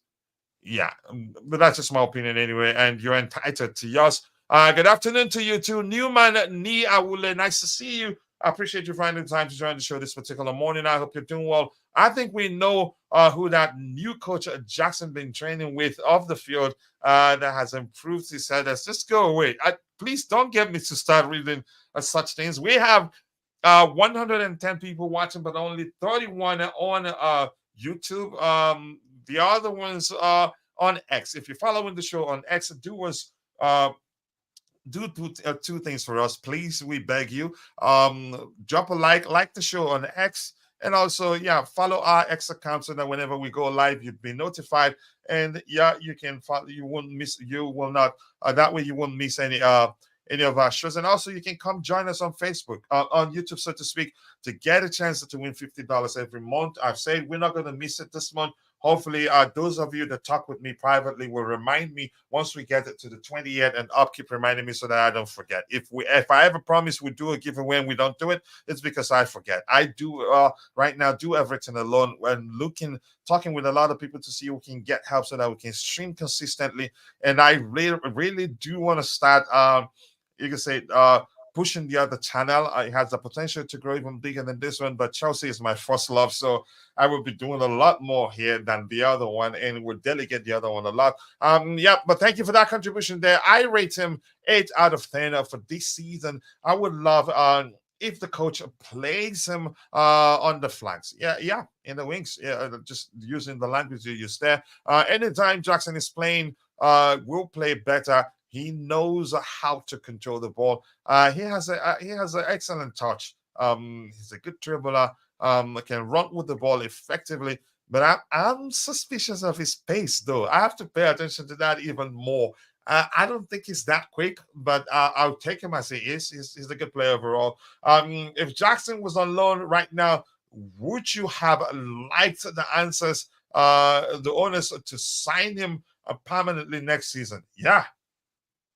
Yeah, I will take him. You don't underestimate what he's done so far. If he helps to learn that he's measured Didier Drogba's first season record, he's beaten the record of Kai Havertz and one other player that I can't quite remember at the moment. He's been that good for us. So some respect for him for how well he's done, in my opinion. Let's see what else we have here. Coach, does Jackson get into conversation for Chelsea's player of the season? Who do you think will be in the shortlist? Wow, I'm gonna throw that one at Roger, not me. Roger, do you see the question on the screen? Does he get into the conversation for Chelsea's player of the season? Yeah, why not? I'm not really sure. It's a really low bar, I'll be honest with you. I'm actually not sure who it would even be considered for it. I mean, Palmer is the obvious choice. I think Petrovic, to a certain extent, has played really well, but he's only played half the season. Who else? Maybe Gallagher, maybe Enzo. But it's. I think Gallagher will be there. Gusto. I know a lot of people won't like to hear that. I think, given his numbers, and if he continues in that trajectory, he'll be there. Gusto, I think, should have an honourable. Yeah. How many assists in total right now? 8, right? Something like that. But I've got news for you. I'm more concerned about Gusto's, shall we say, defensive errors that have led to goals, and also defensive errors that haven't led to goals. Yeah, he's done it a few times where he's lost his marker, with ball watching. And listen, he's just turned 20. This is why I'm not really coming down hard on him, because I was going to say, do you not think that will come with time? Yeah, of course. Knowledge of the Premier League a bit more. Yeah. No, that's why, Bobby. It would be unfair of anyone to really come down hard on him. Listen. he does lose concentration, as we pointed out when Isak scored. I mean, that was his man, and he completely Yeah. lost him. But he is what he was meant to be in a season of understudy to Reece James. And Exactly. this is why I say that, you know, the injuries have really compounded not only the progression of the project and the development of the project, but the progression and development of the players as well, because they've been rushed into the deep end, whereas Yeah. they should have been drip fed. So Exactly. You know what? A lot of these players that we've seen play this season, I wasn't expecting to see, or at least as starters predominantly. Yeah, you're totally right. That's what I mean. Shocking, her coach, but Bobby's right, 100%. You know that's why I haven't come down hard on him. I think he's. I think, but we have to talk about that. But one thing, we're almost again, you always talk about that yourself. It comes with his age. He's still very young, and it's something I want to say. Just came to mind. That's a saying in my place. It says when you're chewing peanuts. When you're eating peanuts, you eat the undercooked ones together with the cooked ones, and wouldn't even remember that some of the peanuts are undercooked. If that makes sense. He's done so much good. He's doing so much, getting so much right, and we totally understand. Yeah, he's made mistakes, but that's very common with players at this age. But go ahead, Roger. Sorry for cutting you off. No. Listen, you and Bobby both nailed it. It's that simple. It's that's not to say I'm part of your gang now. Never, Trevor. Listen, he's only going to get better, one would assume, you know, with experience, assuming he can stay healthy, which I hope he can be.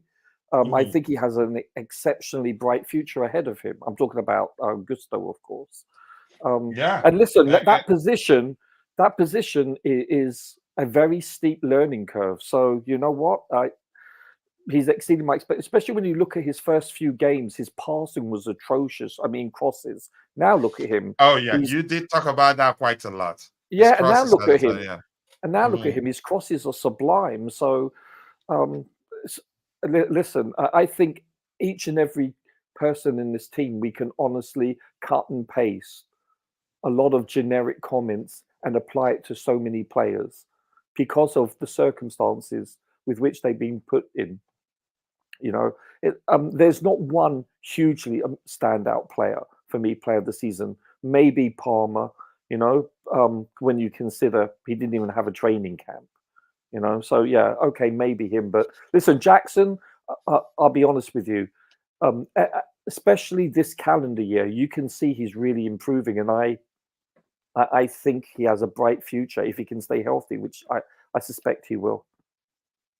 Yeah, and more importantly, I think were you the one that talks about how he's almost always been available except when suspended and when he went to travel to Africa for AFCON.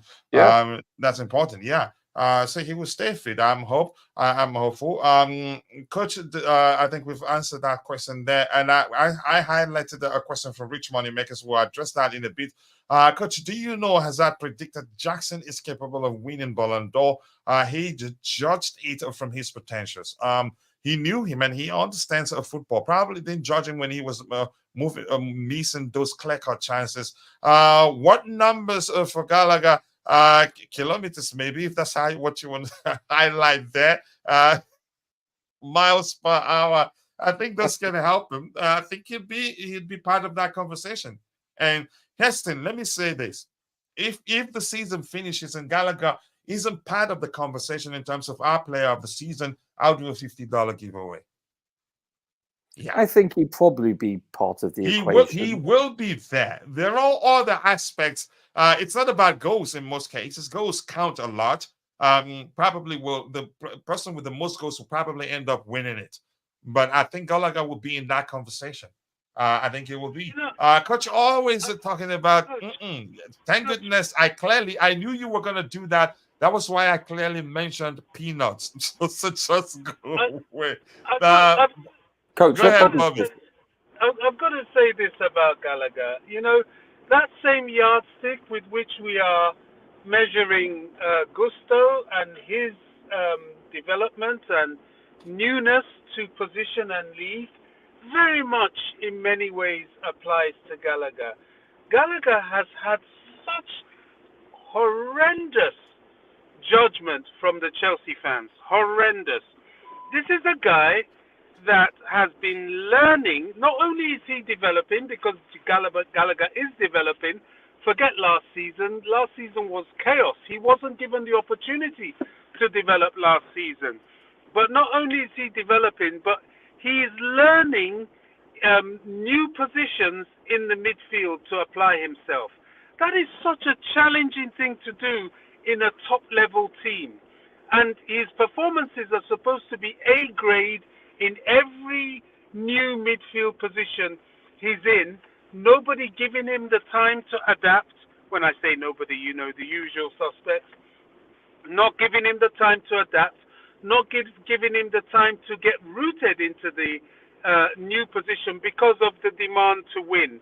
But in it all, he has maintained one standard that is impeccable. That is his endeavor. And once you have that level of endeavor and application, it's only a matter of time before you master those new positions. Now, will Gallagher ever be a Ballon d'Or winner? No. Will he? Well, I don't know. It's debatable. Will he ever be the greatest technical player we've had at Chelsea? That is highly debatable. But is he going to be an improved, highly functional, probably extremely effective player, please God, at Chelsea? I would say 100%.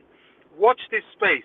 This guy, in the next season, I'll give it, you'll start seeing an evolution of his development, an optimization of his development as he approaches his later 20s, because he's still in his early 20s, 23 he is, I believe. He's still very, 23, 24, he's still very, well, young. By the time he's 25, 26, 27, 28, I think we're going to have some player on our hands, and a player that, and in my view, should be wearing the captain's armband. He's actually he's maturing quicker. He's maturing quicker. I don't think in terms of the captain's armband, I think I haven't seen what I for me personally, if I were a coach, I'd expect from my captain from him. I think he needs more time to get that. But I think every team needs a Gallagher. Do I think he's the perfect 10 for us? No. But the manager's approach means he starts him there, and I'm still learning more about what that approach is really. But hopefully I get there. I'll give those. Let's give back the microphone to those in the chat. And first of all, I'll stop the poll, which asks the question: how would you rate Nicholas Jackson's first season so far? For Chelsea season so far, 20% rates him 10, 12% and 9. 24%, 8, and 44% rates him, gives him a rating of 7. I keep dropping the likes on the stream, people. The likes do go a long way. In the 10th position, it's about to see stand that he has a few and probably good enough. But I think if you have a more natural 10 in that position, chances are they'd have 10 times, at least 3 times as much that number. Let's see, a player of the season will be between Palmer and Gusto by far. Gusto has how many assists in total? I think 8 right now. But usually they don't just name 2 players. They name about 3, which makes sense. I appreciate those that you can say that have good numbers for how well they did during the season. I think Gallagher will be in that conversation no matter how you see it. And sometimes they check the importance of the sort of goals you scored. And Gallagher has scored some important goals for us this season. One off the bench, and he scored 2 goals and helped us win a game. I can't quite remember the other ones, but that one in particular. What game was that again? I can't remember actually. Gallagher Ballon d'Or, maybe only. Just go away. You're gonna get me to go to that place, but I will resist all I can. We have 114 people watching, but only 25 on YouTube. But 557 views. We haven't streamed consistently, so that's understandable. But at least, we should be doing better than 26 likes. Come on, people, keep dropping the likes on the stream, and we've gained nearly 20 subscribers already, and we're just how many minutes into the show? 1 hour 48 minutes into the show, so we can do better than 26 likes. I think I've said this before, vertical to get more views but less likes, probably because a lot of people don't know. All you have to do is just press and hold your screen for half a second or so, then you see the like and comment options. But that's, by the way, we move on. Roger, this question was directed at Bobby, but I think you can answer that too. I don't know. Rich Money Makers, you don't ask difficult questions. You don't. I want you to make it even difficult, especially if Roger is here, so that I can, while he's answering the question, I can take care of all the things. But Roger, let me have you answer that question. Then I'll go to Bobby. Then we'll talk about whether it makes sense to sign, Alphonso Davies, and or maybe what would Chelsea do to be able to accommodate his salary demands. But before we do that, Roger, there you have it on the screen.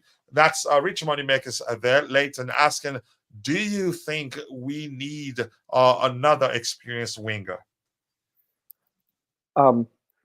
Define experience. I would say preferably between 23 and 27. We don't need a 30-year-old. You know, I think if anywhere you're going to need experience is two positions. One is a centre-back, and the other would be a backup keeper. Those are the two positions I believe where experience brings more value, shall we say. I think, I'm not talking about having a 17-year-old on the left wing or whatever, but someone in the early to mid-20s, it is just fine with me, because, you know, it's all about, to me, going forward, it's all about not so much the experience, but the experience working collectively with the coaching staff and each other to know what's expected, the football philosophies, the patterns of play. And so that won't really help if you bring a 30-year-old in right now, you know, unless that person has worked with Poch before and has a better understanding of the philosophy. Other than that, not really. I believe experience is far more valuable in defensive areas. Yeah, and there's one question, you know what? We're gonna still talk about Alphonso Davies, but there's one particular report we've talked about already that I deem redonkulous, and I'd like to read it out for you how that doesn't make sense. And I think as I'm reading it, you'll find out why it doesn't make sense. I've addressed that one. Good day, Supreme Court's nice to see you. Wow, I am late today. You are always late. You are always late. Go ahead, yes, Bobby. now. Okay, I just wanted to know if you could hear me, because I was talking and talking and talking and no one could No. hear me then. Okay, all right. No, Couldn't but when hear you you spoke, we heard everything you said. Okay, it's good. Yeah, until you landed, we heard everything you said. Yeah.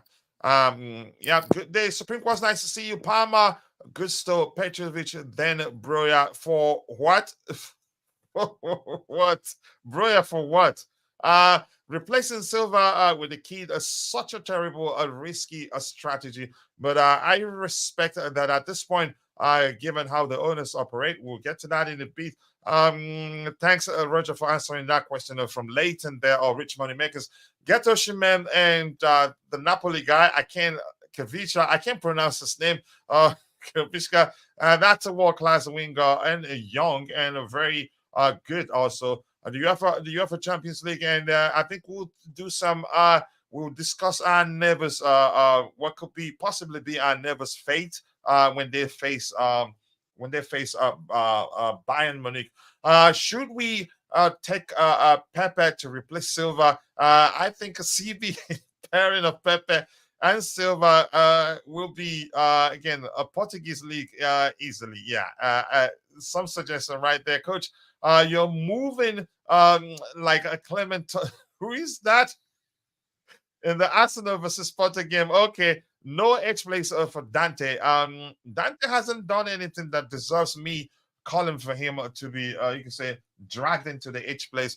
Keep dropping the likes, 100 people. 27 likes. Appreciate you all. 118 people watching, only 29 on YouTube. If you're following the show on X, we appreciate you. Please kindly take a second and like the video on X, share the video on X, and also follow our X account. And if you don't mind, come join us here on YouTube. Subscribe. Be sure to turn on the notification button. That way you get a chance to win $50 every month if you're a student. Just responding to JC there. Roger, let me start you with that question. Since I started with you, I'm going to find that particular comment and read it out for you. Just give me 1 second here. One redonkulous stain. I think somebody somebody has already said something in the chat, but I think you will catch it. But I'm going to remix it a bit. I'm going to paraphrase a bit, mix it up a bit to be clear. The particular report that did not mention the age of the player. So the report says a breaking news: Chelsea want to sign an 18-year-old Lille sensation Leny Yoro to replace Thiago Silva. So there you go. 18-year-old. Just shoot me now. 18. I'm serious. I'm not kidding. He's 18. I don't know much about him, but if anything, honestly, he hasn't played that much of first-team football, but you can say enough that people think that he's the next big thing. But we don't want the next big thing if we want to replace Thiago Silva. But go ahead. Yeah, perhaps he can be a project, but to actually be a consistent member of a starting team or a squad player that's going to, shall we say, see a lot of time, no, I don't think so. Unless he is the exception to the rule. But going by just generalizing here, no. I would hope that we would purchase people for a centre-back position between the ages of 24 and 27, at least. Because that is what is required. Listen, Disasi is usually, with the exception of Silva, he's usually our most experienced centre-back. And you usually have a very young, like 21, 22, 23-year-old partnering him. That's nonsensical. If you look at the top teams in the Premier League, they have players, centre-backs that are usually between 25 and 30 at the least. So, yeah, for his city appearances at 21, 22 for Lille, he played just a single game. 22-23 for Lille, he played 13 games. And then 23-24, 24 games so far. So you could argue he just emerged onto the Saints. I don't think it makes sense to specifically say to replace Thiago Silva. No. It just doesn't make sense. Perhaps purchase him for the long haul for maybe 5 years, but not to be an immediate impact. Unless he's the exception to the rule. I don't know. Maybe he's John Terry reincarnate. You know, who knows? In just 30, 37, in just 38 first-team football game, or you can say 38. I think at most of 40. No comment. Yeah, exactly. 43 for senior football game. I don't think it makes sense at all, in my opinion. And which was why when we addressed that particular report when the show started, I'd say it would be better of bringing back Bashir Humphreys, because the only difference is that Lille gave Yoro a chance to express himself, to gain experience and show the world and how good he can be. And Bashir Humphreys, I think, is good on the ball. I know him. Yoro, I don't know him. Maybe I've seen him play, but didn't pay attention. Bashir Humphreys is good on the ball, reads the game very well. Good tackling also. And he's on loan at, I think he's, I did say, I remember that. Come on, Swansea. I think on loan at Swansea, I think. Why not bring him back? I think we're sending the wrong message. And chances are, and I think it was Constantine Dante that mentioned that Euro will cost us 50 million. I don't know whether euros or pounds, but even if it is pounds, yeah, that's costly. Even if it is euros, that's costly, so to speak. I think we should just bring Humphreys back. In my opinion, it just doesn't make sense. No matter how good you think he is, I don't know. Bobby, you have anything to add to that before we talk about the possibility of signing Alphonso Davies?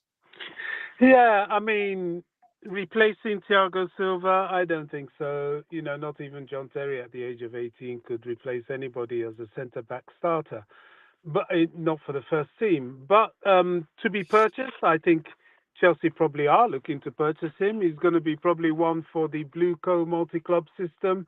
as well as the development team. Does he have potential? Probably. That's why we're looking at him. But all this talk, maybe the potential is for him to be a new Thiago Silva. Yeah, I can go with that. Maybe he is. Time will tell. But to step him straight into the first team, no.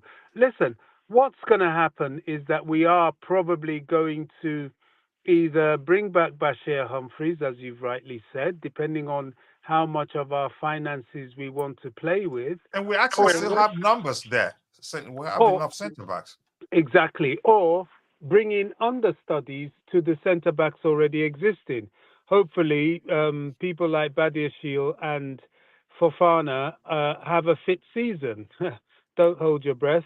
I would suspect one of those two, or maybe two of them, if possible, will probably be sold because their whole injury situation really has to be looked at. Do we need this? Can we trust Fofana upon arriving at Chelsea? Has he played up to 8 games? That's the question. And in 2 seasons, he hasn't.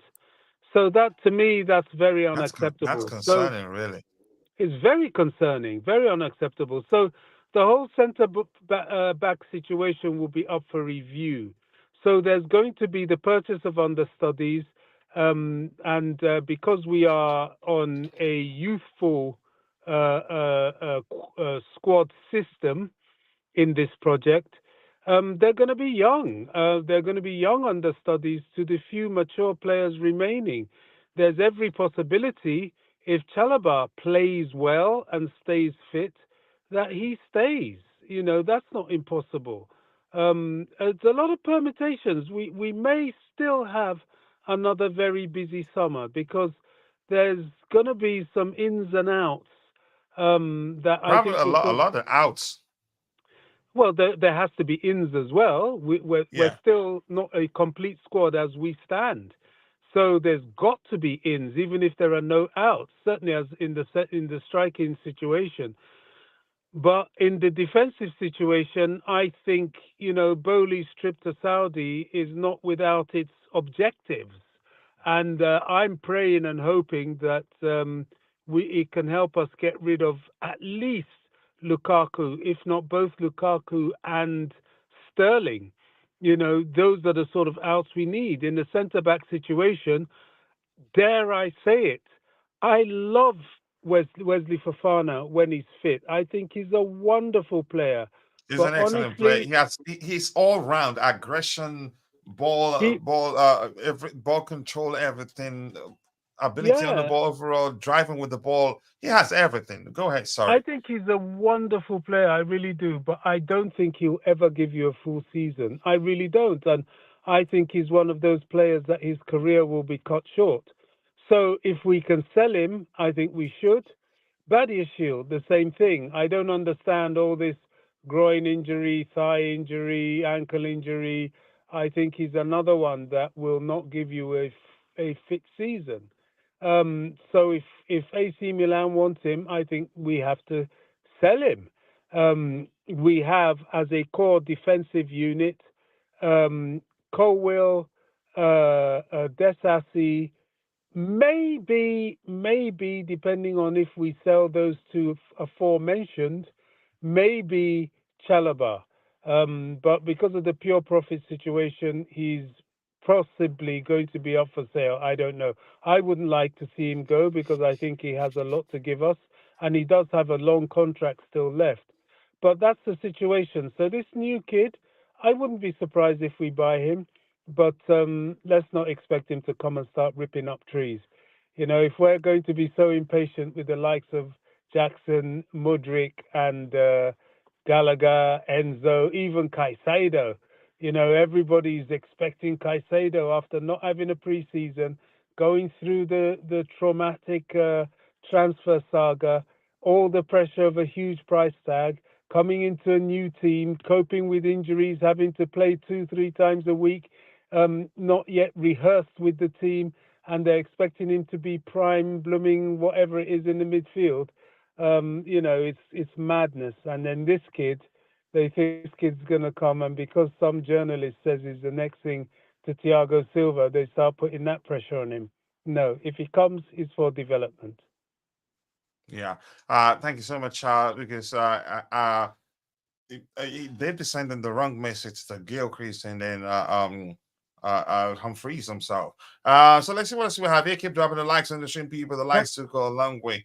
Sorry, Coach. Can I just drop one last thing, because you've mentioned go the ahead. player that we don't often mention, Gilchrist. I'm concerned And he's a about centre Gilchrist. back. He's not got the physicality, Coach. He's not got the physicality. You have to, with his size, be exceptional to be able to play in that position in the modern game. We're bringing in a set piece specialist, and Roger's a stat man. If you look at the stats at the best teams I'm in sorry, the you know Premier why I'm League, laughing? I was going to say, yes, we're bringing in a set piece specialist, but he's not going to grow the short players. Well, exactly. If you this comes to what I was going to say. If you look at the stats of the best teams at set pieces, both attacking and defending, it's teams with the taller players. Now, teams like Nottingham Forest, Aston Villa, they have been proved to be the best. Now, the likes of Chelsea, I think we're about ninth in terms of height. We're not a tall team at all, and it shows in our set piece management. So I'm concerned for Gilchrist. I like him. I like his attitude, but he has to adapt himself to either being a midfielder, which he has played, and defensively he has played, and he will do well if he acquires that skill, or one of the backup right backs.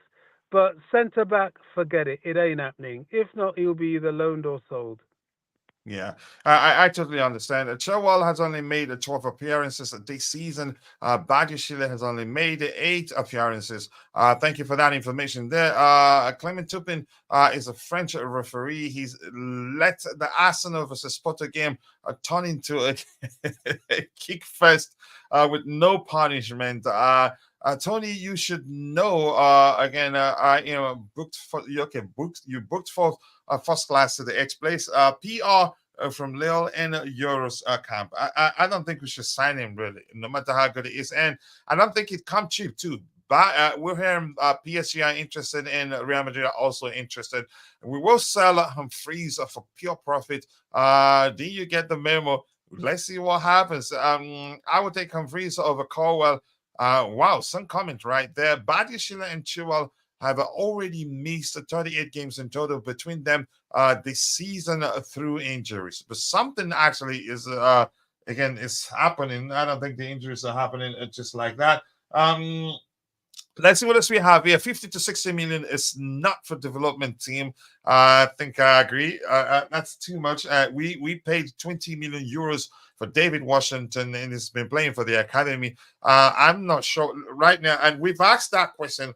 Did we overestimate his abilities and paid that much money for him? I'm not too sure, but I still have hopes. But we'll find out.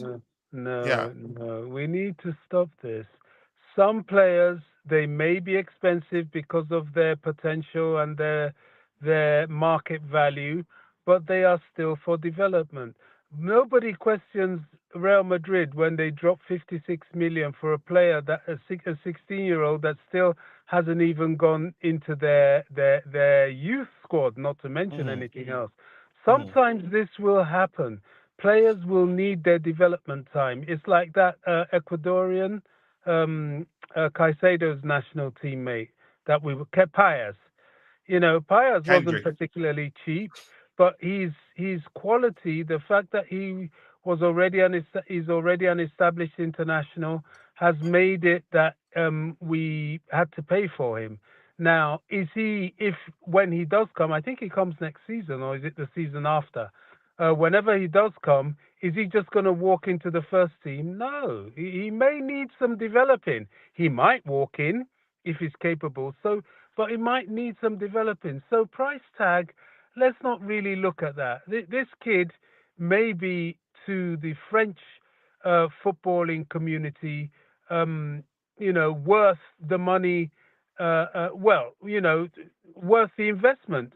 Partly because not only are Chelsea after him, but the likes of Real Madrid and PSG, who certainly have the money to waste, or albeit their immunity to any form of FFP, certainly in PSG's case, are competition, and it's a demand and say a demand and supply situation. If the demand is high, the cost will be high, and this is where we are with this kid. So his price tag is not really something to look at in terms of how we're going to use him. Sometimes you pay high because that is the going rate, that is the market force, but you still have to develop the player. They may have the potential to develop, and once they do develop, they're going to rip up trees. Vis-a-vis the likes of Modric, I think he's really going to be a special player when his time comes. But do you pay for these guys? Sometimes you really have to. That's just my point. Sorry to interject. All right, no problem. We have to have a conversation, so I appreciate that contribution from you. The academy players will continue to fund the model that will continue. That's also why we want the young, talented left back, despite Maatsen being just that. I think it makes sense given what's happening, right? Okay, I'll come back to this question in a bit. Let me highlight it because we have other items to address. Coach, are you serious? Yeah, I'm serious, really. I'm not joking. 18-year-old, but again, the report from Nizaki said like he may have taken our interest on Yoro out of context by mentioning that we're signing him as a replacement for Thiago Silva.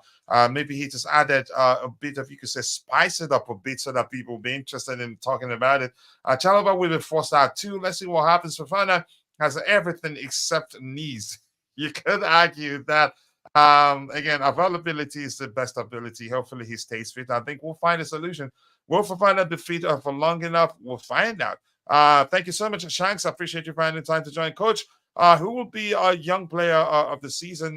Cole Palmer or Malagusto, both will slug it out. But because Palmer has more goals, he probably most likely would take that. Petrovic, Gallagher, Restraints, Chilwell, these will be our oldest players next season.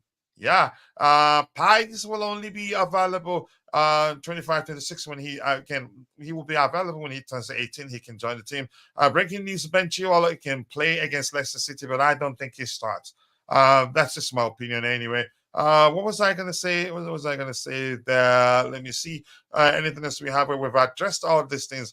So Roger, let's talk about rumors linking us with a move for Alphonso Davies. Currently, he's on 216,000 euros per week. You could argue around 200, let's say at least 200 plus £1,000 a week. That's still a lot. Given the new owners, should I call it contract construct or contract format, incentivized format, whatever. I always like to use a simpler language, but one can come to mind right now. Do you see any work where we're able to sign him? Madrid are rumored to be interested in Alphonso Davies also. I would like him at Chelsea. He's the winner. He's been there, done that, won the Champions League, won the Bundesliga, a lot of trophies at Bayern. This may be the only season he hasn't won anything if the season ends as the way it's going. But that's by the way.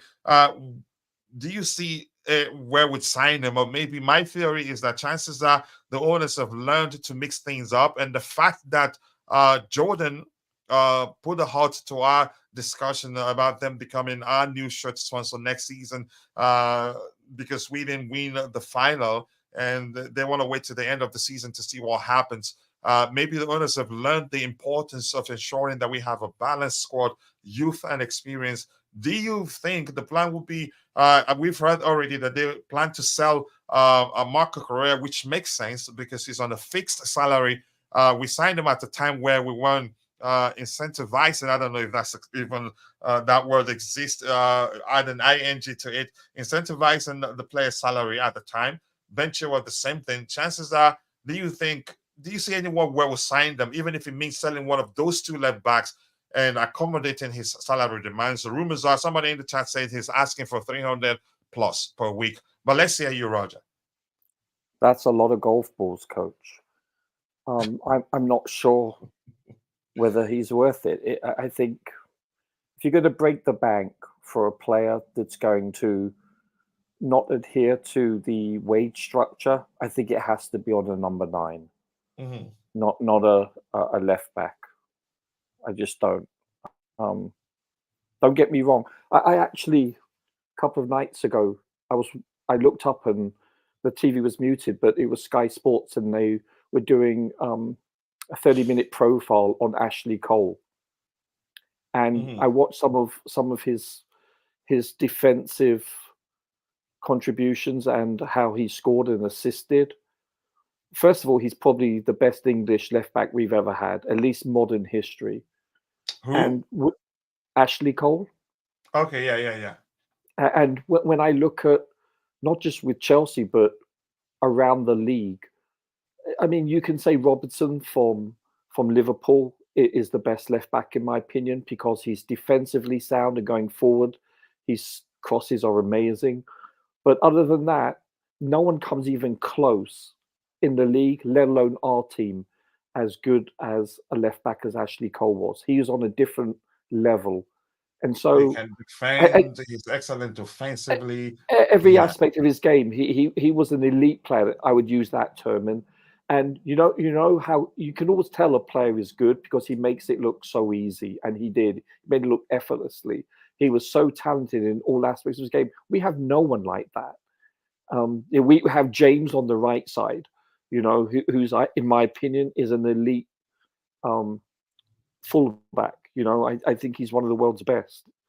And so, honestly, we need someone that is comparable to Reece James on the left, and I don't see that happening. But they don't grow on trees, They're like number 9s. Look at Man City. What's their weakest position, especially depth-wise? It's the left back. They're constantly using centre backs to play that position, or you look at that team that is got world-class players in every position, plus their rotational players would start in virtually every other team in the world, but their left back is no comment. So that's one position. That's such a rare position. It seems even rarer than I would say a clinical number 9. That for some reason to find an all-around sound defensive left back and a clinical and a pacey, strong, amazing crosser of the ball. For some reason, most left backs tick 1 or 2 of those boxes, but never all 3, 4, or 5 boxes. So, we have to be patient, and I don't want us to spend big money on a left back because it's. I would rather see it for a centre back and a number 9. We can survive with an adequate left back because we already have 2 world class, or 1 world class and 1 soon to be, highly potential rotational player in the right back. And maybe, you don't think the salaries of the 2 players that you say in this conversation will lead to the owners deciding, you know what, let's sell them. Sell who? James? No. I'm talking about the left back position. You don't see any situation where the owners will, because of Ben Chilwell's salary and what's his name, Marco Correa's salary. I'm hearing that's the reason why the club wants to sell him anyway. Sure. Sell him. Listen, these 2 players that we have, they're both very good at what they do, and they're both flawed. Chilwell is going forward. He's an excellent crosser. He can score. We've seen over the years he's clinical. He's good aerially too. However, he lacks speed. He's reasonably solid defensively, but not great. He is not. I would say he's not technical with the ball as much. He certainly plays way too many lateral and backward passes. So I'm not sure about his football IQ, but generally speaking, then you look at Cucurella. Cucurella he's a good crosser of the ball. Defensively, it's not his strong suit, shall we say. He's very good jumping for someone that is not above 6 foot. He's excellent, but he's a flawed player also.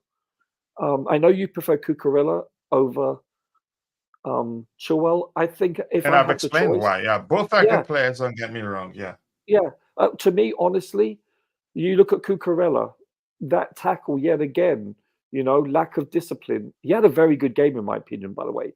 But look, it led to a goal, the second goal that Newcastle scored. Both goals actually that we conceded were because of defensive errors. But that shouldn't happen. And he's old enough to understand that. And he's proven time and time again that he has it in him. He lacks discipline, however you want to term it. Um, I'll be honest with you, he's not the player that I was expecting that was player of the year for Brighton. If I had to choose between Cucurella and Chilwell, I'd probably lean towards Chilwell. But as I said, he's a flawed player also. Maybe we can develop one. I don't know. Letting Livramento go was a mistake, in my opinion. But I think it was a risk because he didn't want to extend. No, I know that, but we could have hopefully negotiate and come to some kind of understanding, because he's proven that he has the size. Also, he's quite a big fullback. He's not diminutive. So I don't know. Listen, to me, it's not a priority. I'll be honest with you. By the way, the other thing that I like about Chilwell is he has leadership qualities. Not good, the greatest. Don't get me wrong. I'm not saying he's JT. No, he does have leadership qualities. But Cucurella doesn't. Listen, that position is full. It's one of our weakest positions, in my opinion. Yeah, I do agree with you. Let me catch up and let's see whether Bobby has anything to add to that before we move on to the next item we have lined up here. I think we've addressed this one. Where did I stop? Actually, lots of comments here to address right now. I've addressed this one here. We've addressed that one. Chalobah will be forced out too. Yeah, Fofana has everything except knee. I agree. Yeah, really aggressive. Thank you. I think we've addressed that. Coach, who will be. I've addressed that too. That one too. Pies will only. Yep, we've talked about that too. About that one too. We need to watch out for who is Shakaku for the Leicester City game. The guy has a lethal long range shot. Wow. Okay. Gary Neville comments damaged our reputation, but our Chelsea sales team are trying to prove him wrong. I wouldn't say damaged us. Nope. I don't.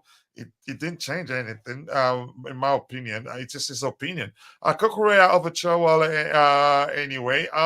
Shanks, I think that's somebody I know that changed their name. I don't know who that is. Cole was the best left back. He was excellent, really.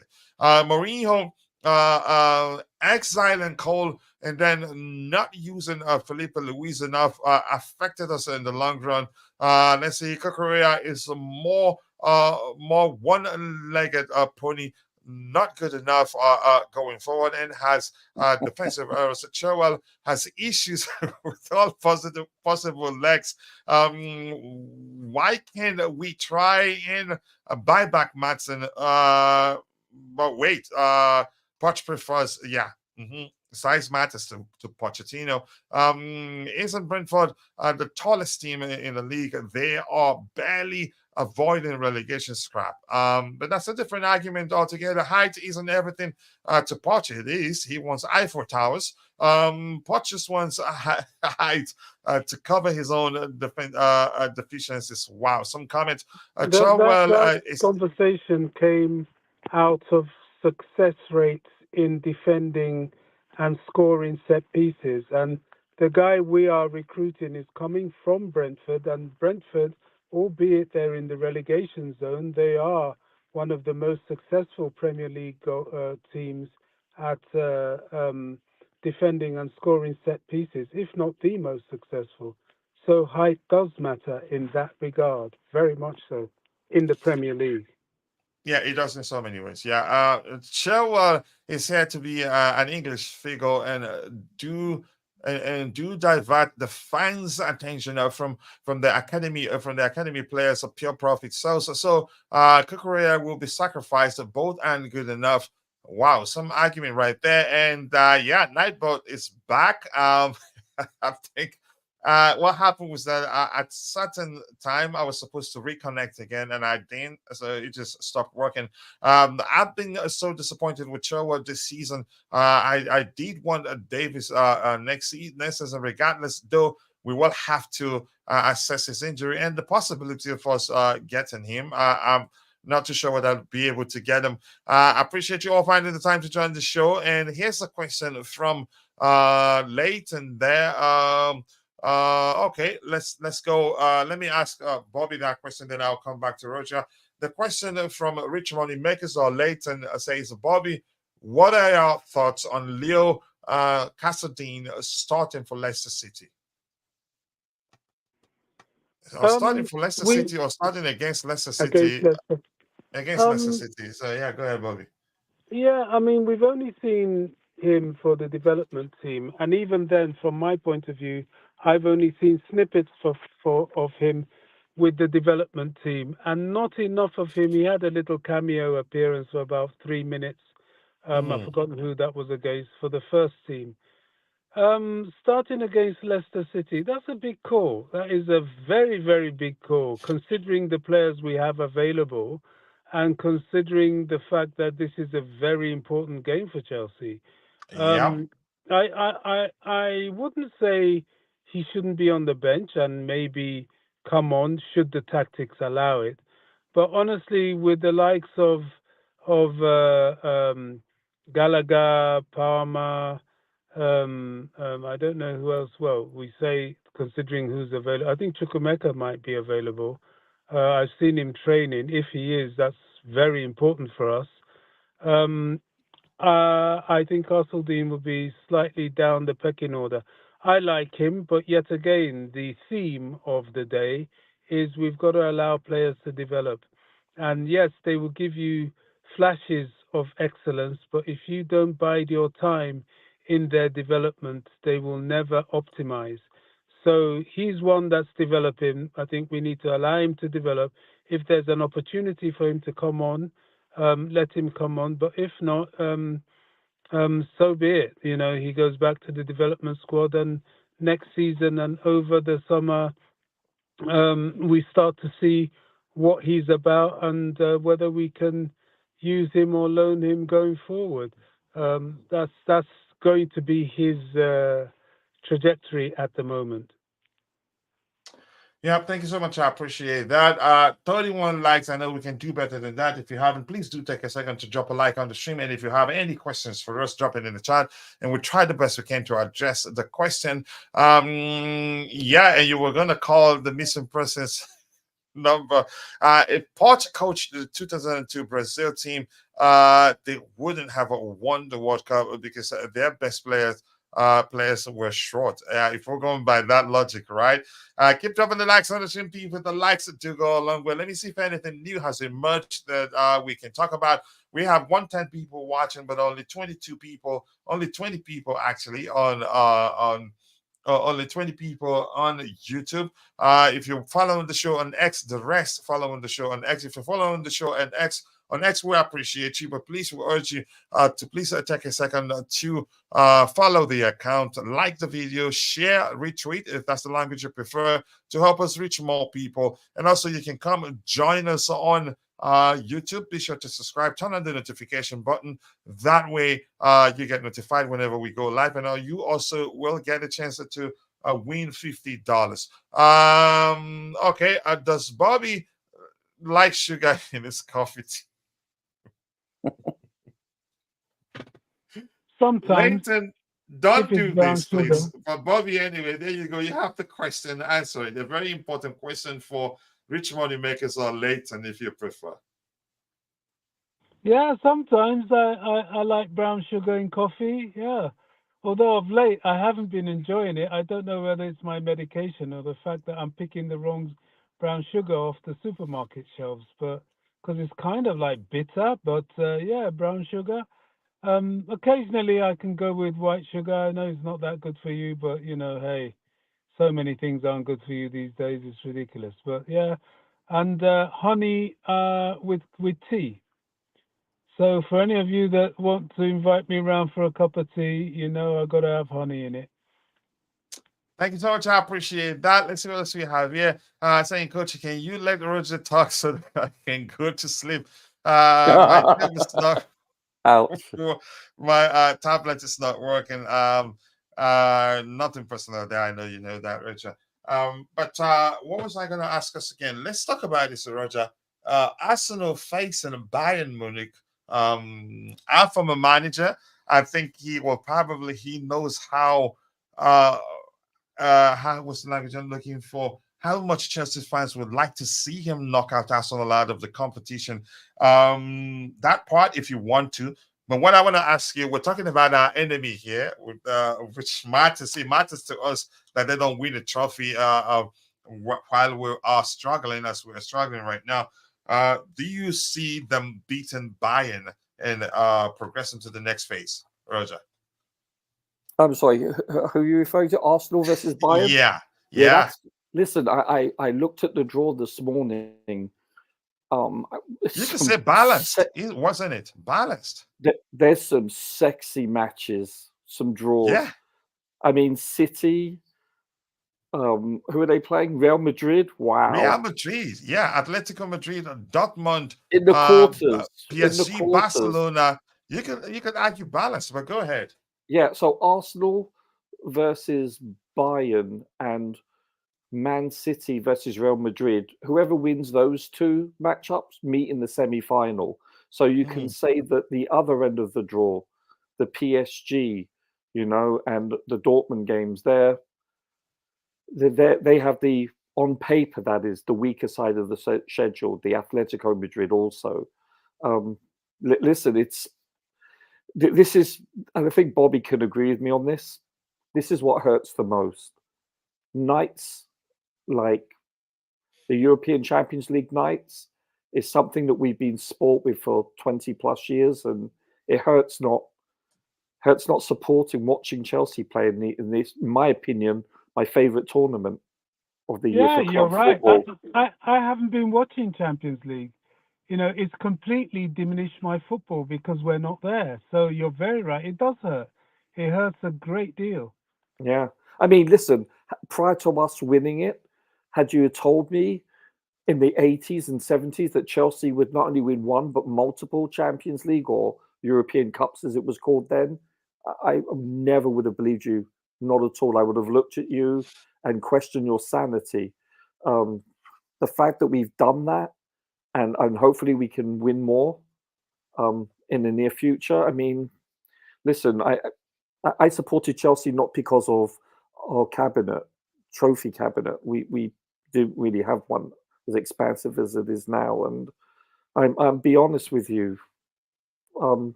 I've been watching Champions League and not as intensely as I would had Chelsea been in it, but it's something I miss tremendously and can't wait for Chelsea return to the biggest stage in football, in my opinion. The only compensation for us come, I think, January next year is the World Club Cup tournament. That is going to be humongous for Chelsea. We have to win it. Yeah, we have, and this is why we have to get the team right, ready, and prepared.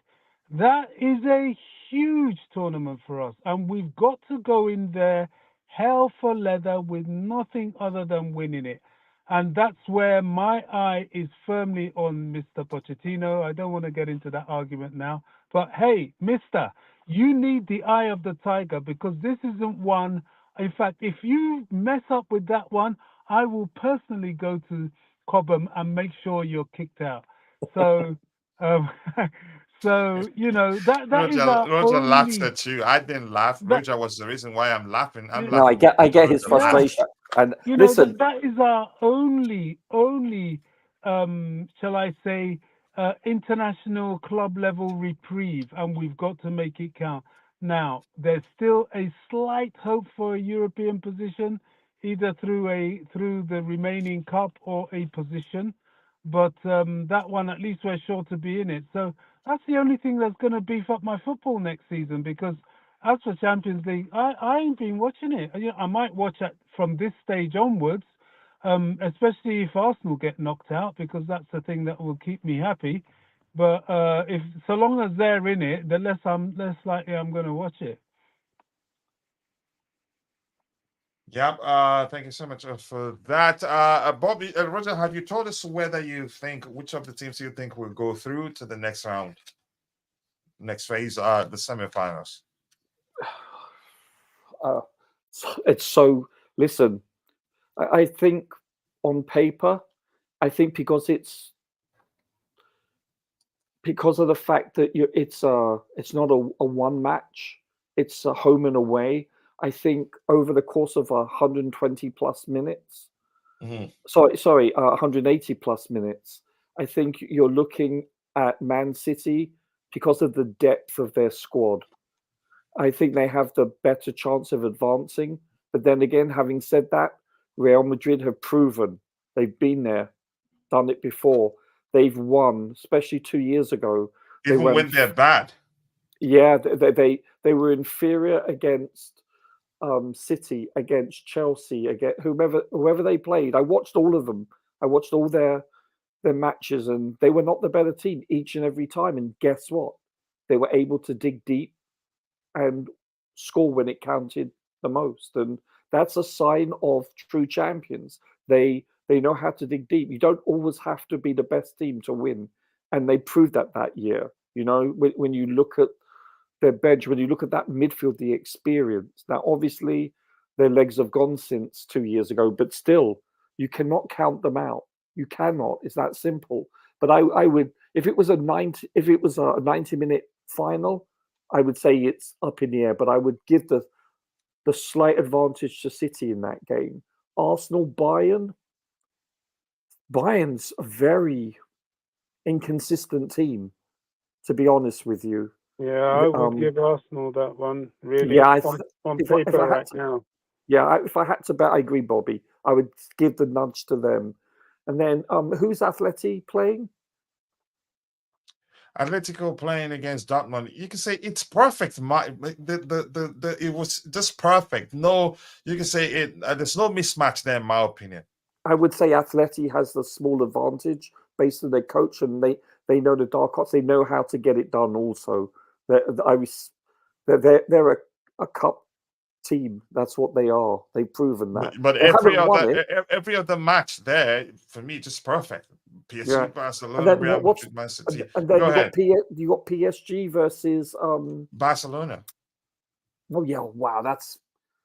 I'd have to give it. Wow, and they have the rivalry between the two clubs have something you don't want to miss these days. After you can say, big money infusion into PSG and everything. Go ahead. I hope Julian Laurent isn't listening. That's a joke. But I think PSG have proven that they're perennial chokers. They just have. They've put together on paper the best team the last 4 or 5 years, whatever it is, and they just haven't got over that final hurdle. They made it to a final but didn't win. And I believe that was Tuchel, actually, that was their manager, if I'm not mistaken. Mm-hmm. Listen, I probably Barca, but Barca are a very inconsistent team also. I couldn't call that one. That's the only one I can't call because I'm not sure which Bayern team will show up. And they're defensively I don't trust Xavi tactically. Yeah, but then again, Bayern defensively have looked really suspect at times. It's hard to say, you know. It's over 2 legs, so who knows? They're all juicy bloody games. If you're a fan of football, this is like football porn for you. It's that good. I mean, all of those 4 matches are like, wow. And the fact that the Blues are not involved, that hurts. It's painful, really. It's painful. Yeah, no comment. No comment indeed. Before I go to Bobby, I just start. Should Poch be fired if we lose to a second division Leicester City? No, I don't think he loses his job, but you never know. I'm not one of the owners. I don't think that happens. Rivaldo and all those names they had at the time, Ronaldo, Gilberto Silva, And let's see what else we have. Yeah, anything else? Keep dropping the likes on the stream, people. He should have been sacked after the loss to Manchester United. Wow. Let's see. That game laid bare Poch's deficiencies. Let's see. Bayern will defeat Arsenal. Such a good draw. Yeah, except for what Roger mentioned, Atletico more experienced than Dortmund. From the manager's perspective, at least, I don't know the average age of the Dortmund players. I got PSG versus Real Madrid in the final. Wow, interesting. Versus Real Madrid. Okay, let's see what happens. But Keisha, nice to see you. I appreciate you all finding the time to join the show. The next item there, I cannot highlight. That's because I don't know what that means. And Nightbot is he's on duty today, and he's one individual. But just by the way, 118 people watching, but only 26 people on YouTube. I appreciate you all. Bobby, let's hear you. Do you think Bayern will beat Arsenal? I know you'd love to see that happen. I want them to finish the season without winning a trophy. No matter where we'll finish, I think it will set the stage for us not receiving too much banter for them, because it doesn't matter where we'll finish, which is what matters is that they had opportunities and bottled it. But let's hear you, Bobby, if you're there. I would love Bayern to beat Arsenal, but on paper and on current form, it doesn't look that way. They're very capable of doing it. They have the players to do it. They have the manager to do it. So it's possible. They've got an excellent striker in Kane. They have many dangerous players. But Arsenal at the moment as a unit are very good. So the favourite has to tip a little bit in their direction. But, this is Champions League football. Yes, it's two legs. And Bayern certainly have the pedigree to knock them out, as we all hope. Bayern is also a very experienced side. So that good point. That's a really good point there. Go ahead, Bobby. And if you're in the chat, we don't have any more items lined up here. Except if Roger usually has one of those good questions. Some of them I don't like to be part of I don't want to answer because it can be difficult to answer. Bobby, if you have questions for us, if you're in the chat, you have any questions, go ahead, talk about it. Somebody here talking about Jamie Vardy's comments. Ruled out. He's ruled out. Okay. But go ahead, Bobby. Sorry for cutting you off. No, I'd made my point. I alluded to the pedigree of Bayern Munich. But it's going to be an interesting one. It's not a certainty either way. It's just on current form. You have to say Arsenal, look favourite. But certainly Bayern have the players and the manager and the pedigree and indeed the capability to beat Arsenal in this one. So we have to wait and see. Yeah, Roger, do you have any questions for us? And if you're in the chat, if you have any questions, please put it there and we'll try to address it. Otherwise, we'll be rounding up soon. I'm looking to see if there's anything else, something else emerged as we were busy discussing. Go ahead, Roger.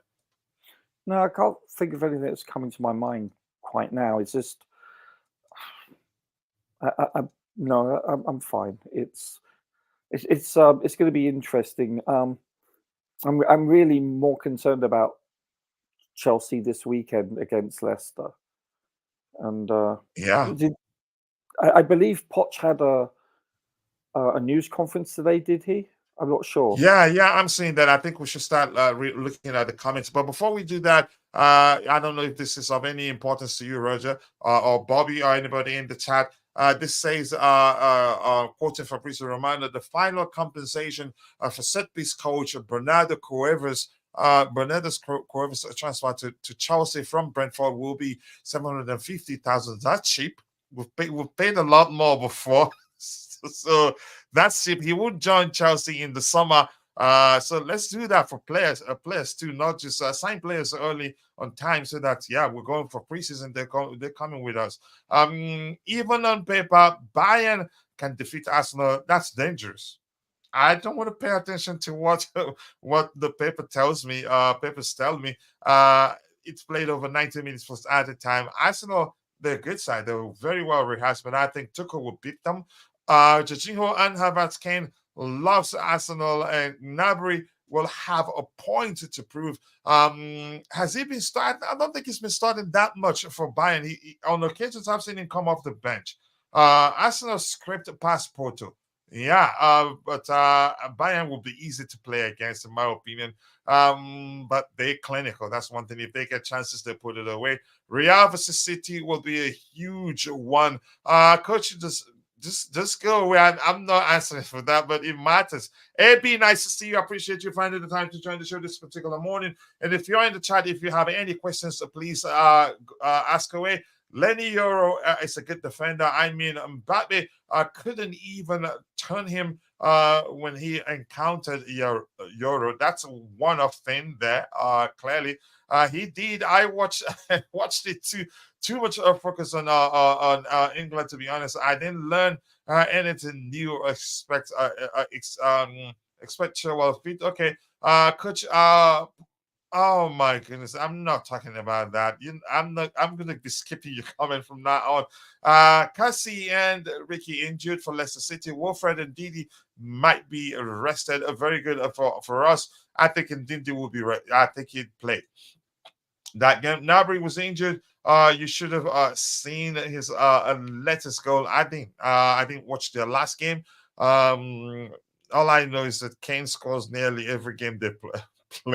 But that's, by the way, keep dropping the likes on the stream, people. The likes do go a long way. It's a good thing. And Nightbot is at work, and I'm gonna add some custom messages for some people there. If you're in the chat, can you just type morning? Just type morning, morning. Yeah, MORNING. Can you type that? Let's see what it does. Just experimenting there. So let's see. Roger, sorry, did I cut you off actually? Oh, no, sir. You're fine. Okay. Thank you. So let's see what else we have here from the manager's presser. Mauricio Pochettino on why he was at Brighton. He was pictured on the stands watching the Brighton game. Some people were saying he was there to scout Paulo Dybala. So let's see what else he has here. We have here. No, it's not my job to scout. We wanted to go as in a few weeks. We play Brighton on their turf. A great opportunity to watch live football, only 45 minutes from here in Cobham. So we decided to go. It was good. It was good to watch Roma and whatever he says next. Okay, the morning team works. Okay, that's one more setting there. Morning to you too, AB. Okay, thank you. That works.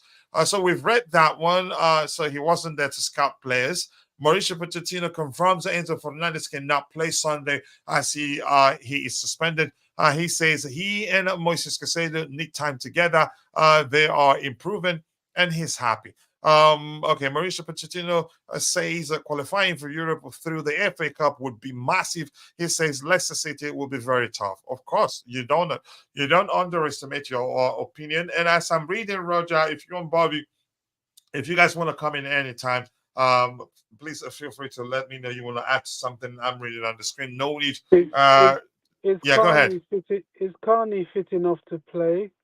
Because I think probably he played a few minutes the other day. He did come on towards the end of the game, didn't he? Okay, so if Enzo's not there, it's going to be quite important that he's fit. Yeah. So he probably will be ready. So before I continue reading, let's get gotta be careful about Coach, a serious question. Our next games are relatively easy. Normally, we should be going one game at a time, but how confident are you that we can still be in, that we can, you can say, finish in the table where we get a chance to participate in a European competition in the coming season? I'm not too sure. And off the top of my head, I don't remember the games we have left, but I can look that up. Roger, I want you to weigh in on that comment on the screen. What do you think? Can you read it for me, please? It reads a serious question. Let me just remove my name there to make it, you can say, suitable for all of us on the panel. Our next games are relatively easy. Normally, we should be going at one game at a time. But how confident are you that we can still be in Europe next season, that we get to participate in the European competition next season? Let's hear you, Roger. Let me see if I can open the games we have next season before we continue reading what the comments from the press are. Go ahead. No, I've looked at the schedule a couple of nights ago, and okay, you've looked at it. Okay, go ahead. Yeah, to be honest with you, I'm not very confident. The fact that on paper it looks quite easy, but realistically, we have not been consistent, and that's our problem with Chelsea. We just haven't. We need to start going on a winning run, and we've proven that we are really not able to do so as such. We have in the league, okay, so we have Burnley away, I believe the 30th of March. We should, on paper, win that. Then we have April the 4th, Man United at home. One would hope at least a draw. I've watched, believe it or not, a lot of United games this season, and they have been poor, but they get results and they get the calls. The 7th, we have Sheffield Wednesday away. On paper, we should win that. Everton at home on the 15th, we should win that. Brighton and Hove Albion away. That they're not playing very well, and they have injuries. If we can get some good players back and we can be consistent, we can win that. Now Villa away. Now that if we can get a draw out of that, I'll be happy. West Ham at home on the 4th of May. They are not playing that well, but they're a big physical team. And if you remember, they beat us. And yet, listen, if we can eradicate our defensive errors and be more clinical, we can win, I would say, all of the games I've mentioned, plus Forest away and Bournemouth at home. I know there's an Arsenal game that has yet to be scheduled because they're in Europe. So that I would say, on paper, that and the Man United game, and the Arsenal game's away, if I'm not mistaken. So other than that, you could say realistically that we should, well, that's what, 33 points up for grabs, 11 more games left, if I'm not mistaken. We should come away with 28 on paper. But let's be realistic. We haven't been able to string a winning streak together. So until we can do that, then, and momentum's everything. If we get these players back, we don't lose any more players, then we have a good chance of being top 6, 7, possibly. But until we can prove we can do, go on a winning streak, then my confidence is low. But listen, we've played the vast majority of our hard games on paper. We just have. Look, the top 5 teams in the Premier League have played at Chelsea at the Bridge, and the best result that they've come away with is a draw. We've beaten Villa, we've beaten Tottenham. I believe Man U beat us, or did we play them we played them at Old Trafford, maybe. But we drew against Arsenal, Liverpool, City. Those are excellent results. But hopefully, that those teams, if they employ the low block and they go on the break against us, we're vulnerable. And that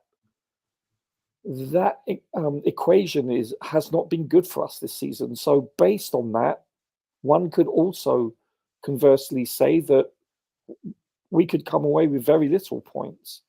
It's hard to say. Let's see how we progress in the next few games, and let's see what we do. Maybe we can build momentum. On paper, we should be able to beat them, but the game isn't played on paper.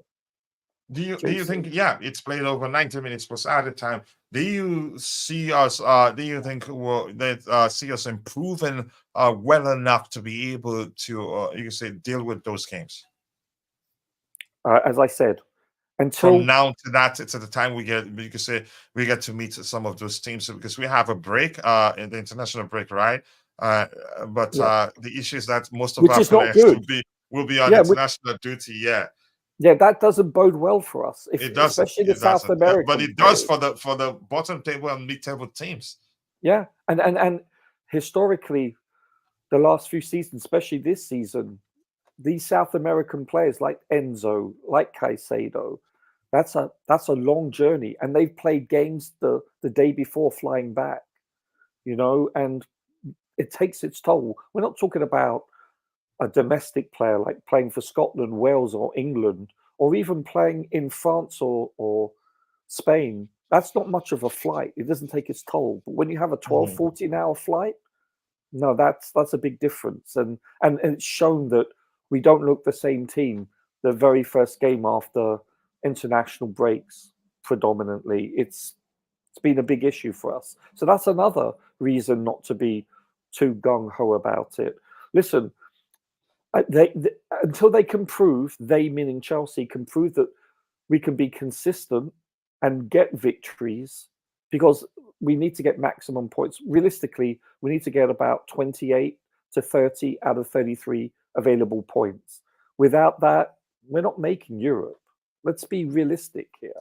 That ship has sailed unless we can put together this long run. And that's what it's going to take to either win out every game, which is highly unlikely, or come away with minimum of 28 points. If I was a betting man, which I'm not, I wouldn't bet too much. I certainly wouldn't bet the mortgage. Yeah, I do agree. Let me catch up with what we have there. If you still have time, we can still continue looking at the manager's comments before we round off. I know you have a lot of stamina, but I understand you're a human being. In terms of streams, you can go 16 hours if you have time. Okay, let's see what else we have here. Getting to final of FA Cup pretty much guarantees Europa League, and not a bad competition. Lateness is greatness. Just God of work. Glenn 10, legendary. Glenn 10, nice to see you, Glenn. I appreciate you finding the time joining the show this particular morning. Let's see here. The Brighton. Okay, the Brighton appearance was weird. He wasn't at the West Ham. Wasn't West Ham closer to Cobham? Thus, our ownership was still transforming us to Brighton. Question for Roger quickly. Roger, I'm going to let you address this one, then I'm going to try to scroll to the very, very bottom so that we can continue addressing the comments from the Managers Press. And once we're done with that, we'll be gone.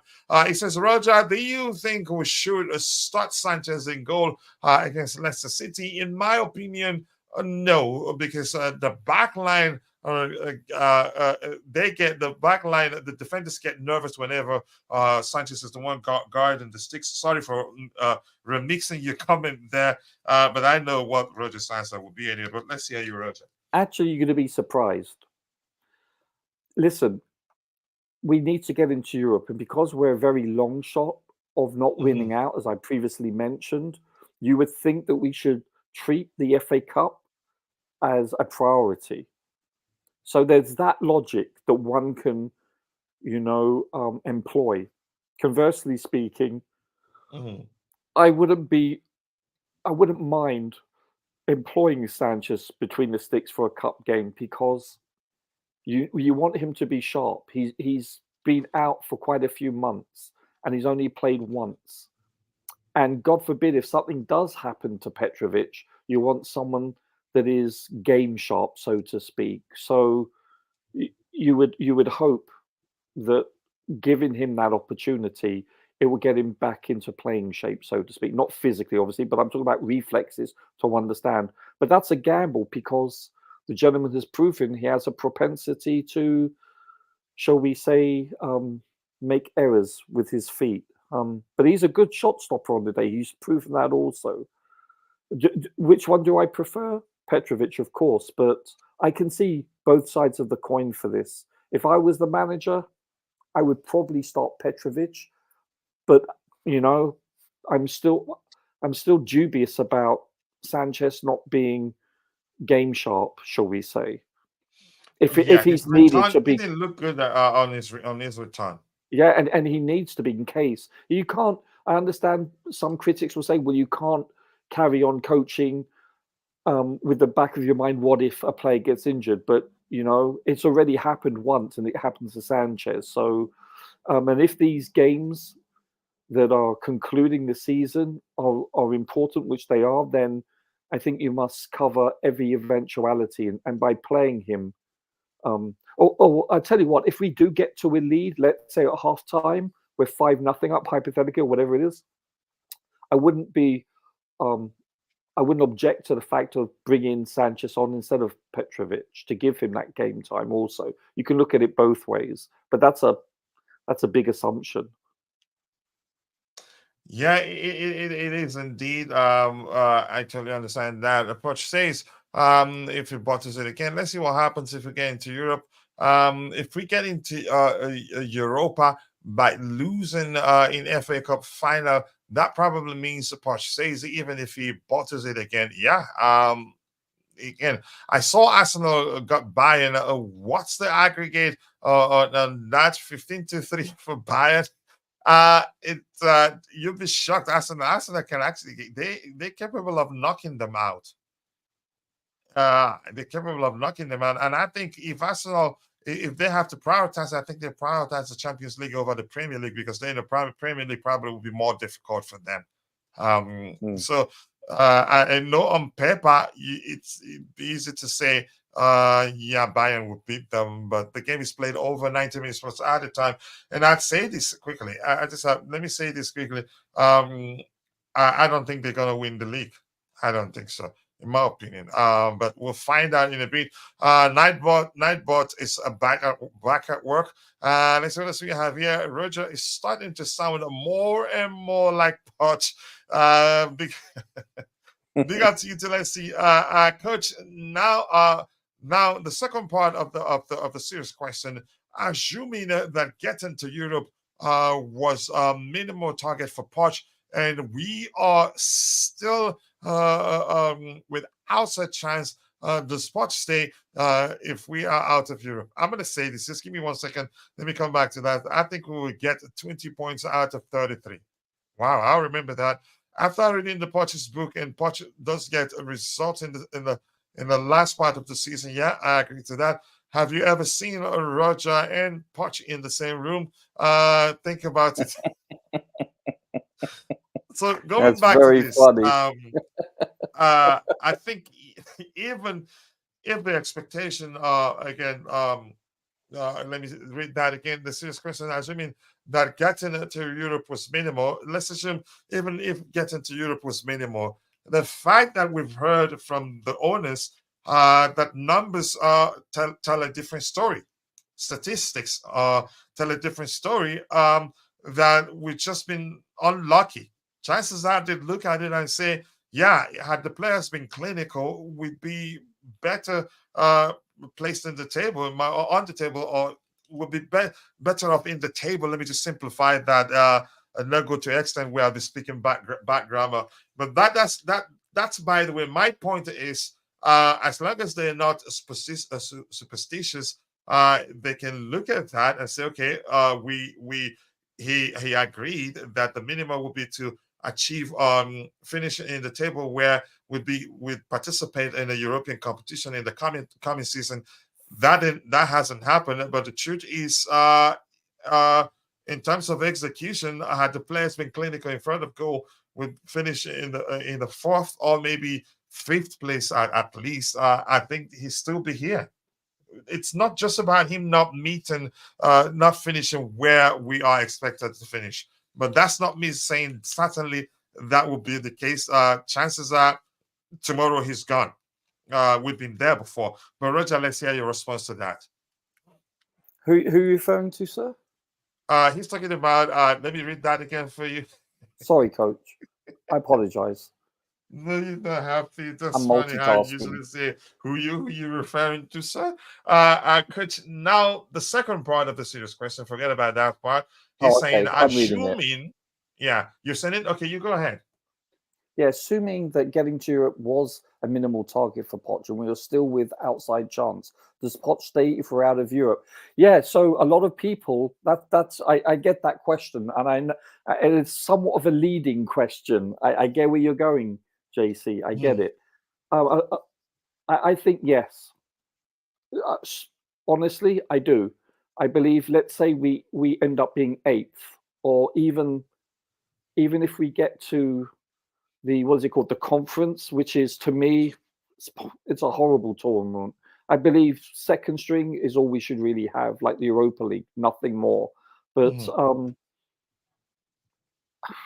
yeah, I believe so because of how the season has progressed. I think he should be given the start of next season, assuming we don't collapse. By the way, you know, now is it possible that from now to the end of the season that we see that Poch or his coaching staff are not good enough? Then yeah, it's possible that can happen. We could see a meltdown. We could see the players.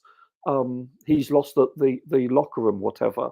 But because of the fact that hasn't happened, because we've experienced a tremendous amount of injuries, and not just a normal amount, which is part of the game, but we've been depleted, and that's not being bombastic at all.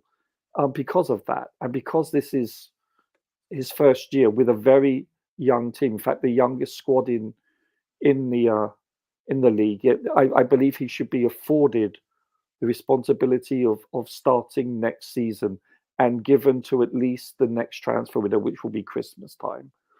And then if we do indeed are able to stay healthy and we don't see progression, then I believe it's time we look into the possibility of changing a coach. I'm not against it. I'm not for Poch in or Poch out. I just don't believe that under these circumstances, I don't believe that it's a good enough sampling size based on what's transpired.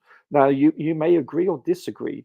I know, I'm pretty certain I know which way you're leaning, but this is what I believe. I believe that you should be given a certain amount of time. I really do. And I think this is extenuating circumstances. I do, based on the aforementioned reasons. As I said, I'm not a huge proponent of him. I'm not saying he's going to take us to the promised land. I don't know. I think all of us can safely say that realistically, we don't know. Just like if you look at Arteta, I guarantee you, do you think Chelsea right now, in the previous administration or current, would have given him 3 seasons? I think he started off as, he ended up 8th in 8th. Yes, he won the FA Cup against us, actually. But let's be realistic. Their performances were quite dire. He had a squad that he needed to thin out. He had leadership issues in that squad, many circumstances.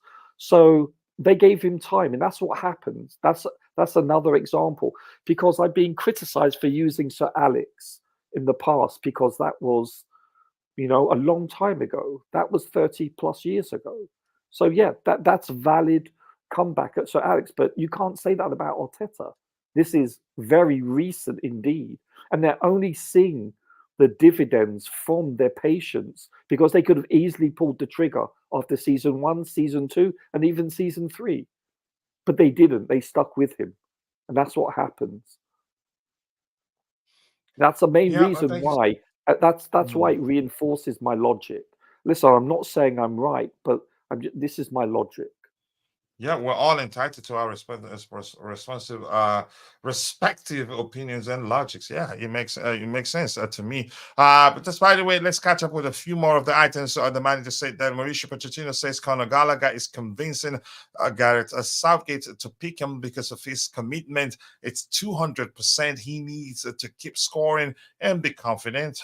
Good advice there. Mauricio Pochettino says Cole Palmer is showing great personality and character.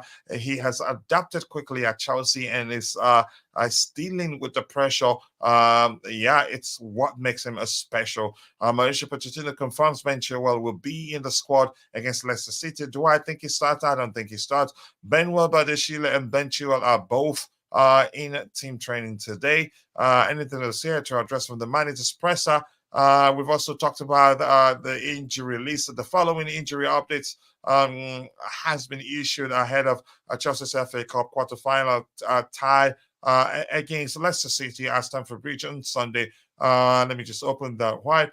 Benoit Berdashile in team training, Ben Chilwell in team training, Levi Colwell continues to undergo his rehabilitation program, Wesley Fofana, the same thing, Rhys James, the same thing, Romeo Lavia, the same thing, Christopher Nkunku, the same thing, Leslie Ugochukwu, the same thing. So we have just 1, 2, 3, 4, 5 players out. Let's see what else we have here. It says, yeah, that's us do coach. Okay.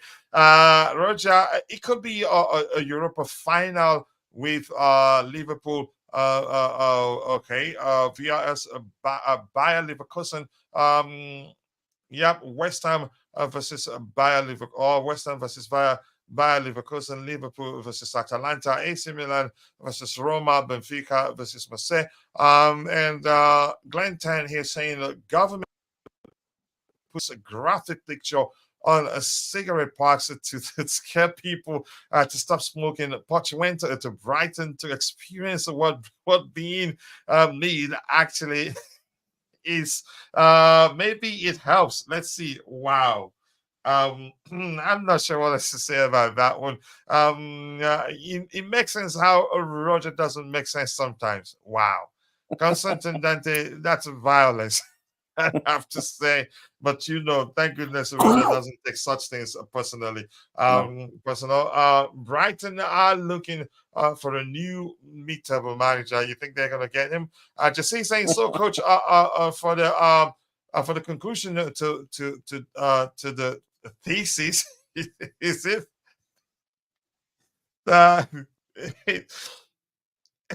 it's all still in the hands of Poch. You could argue, if he still manages to get European leagues. Okay, let me see that again. We will see a mass gathering of people flip-flopping in the summer. Yeah, in conclusion, I realized that was what you meant to say. That most likely, keep dropping the likes on the stream, people. The likes to go a long way. Any more questions from you lots in the chat? Otherwise, we're going to call it a day. Roger, do you have anything else you want to talk about before we call it a day? No, sir. I think it's been a really good show, and it was always good to hear Bobby's voice. Always. Yeah. Good to. The moment I saw him, I realized, okay, the treatment went well. The last one, I think it's a continuous thing. But he always updates us in the panelist group, so I hope he's getting better. Yeah. Go ahead. Yeah. Sorry if did I cut you off? No. That's all I wanted to say. It's good. All right. Thank you so much. So I want to say thank you. Yeah, thank you. I appreciate you finding the time to join, Roger. Thank you, JC. Thank you, Glenn Tan. Thank you, Constantine Dante. Thank you, Rich Money Makers. Thank you, all of you, the Chelsea boy 1234. Thanks to you, and thank you to all of you. And if I miss you, thank you, Supreme Courts, of course. And if I miss your name, apologies. I'm only human. See you guys next time. God bless us all, and cheers. Thanks, Coach. More thanks to you, Roger.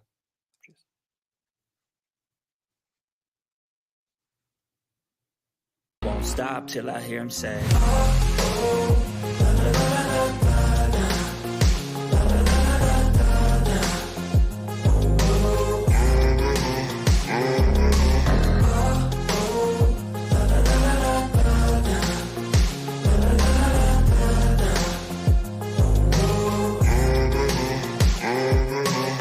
6 a.m. and I'm up again. I got tired eyes, need a cup of blend. That's right, in the AM, that's my only friend. No light, just the sun coming up on the horizon. I lose track of time, yeah, I move fast and climb. A new class divine, yeah, true passion shines. And I'm through passing time, I choose stacking dimes. You snooze half the time while I move passing by.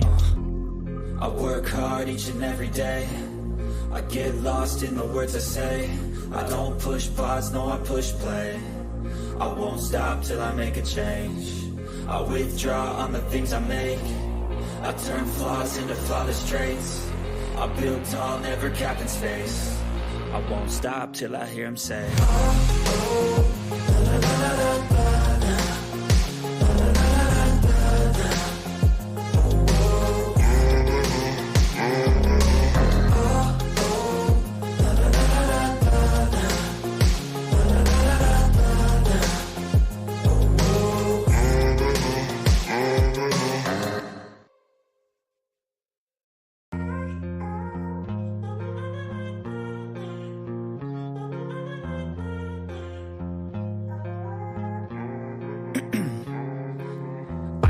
my veins, I've been driving this train.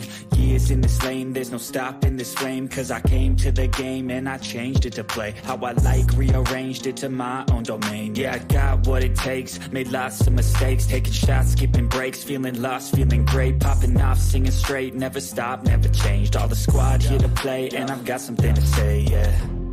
I work hard each and every day, I get lost in the words I say. I don't push pause, no I push play. I won't stop till I make a change.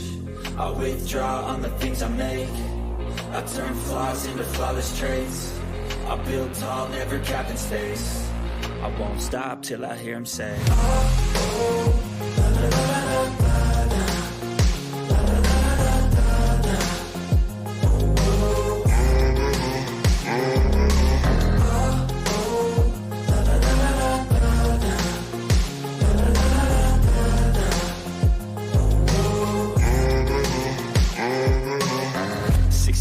and I'm up again. I got tired eyes, need a cup of blend. That's right, in the AM, that's my only friend. No light, just the sun coming up on the horizon. I lose track of time, yeah, I move fast and climb a new class divine, yeah, true passion shines. And I'm through passing time, I choose stacking dimes. You snooze half the time while I move passing by. I work hard each and every day, I get lost in the words I say. I don't push pause, no I push play. I won't stop till I make a change. I withdraw on the things I make.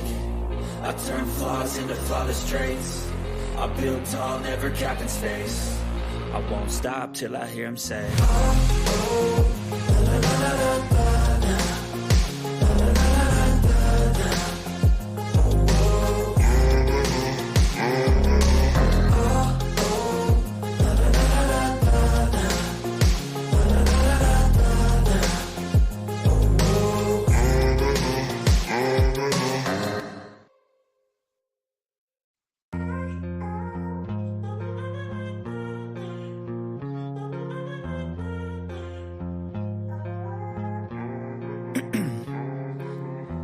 in my veins, I've been driving this train.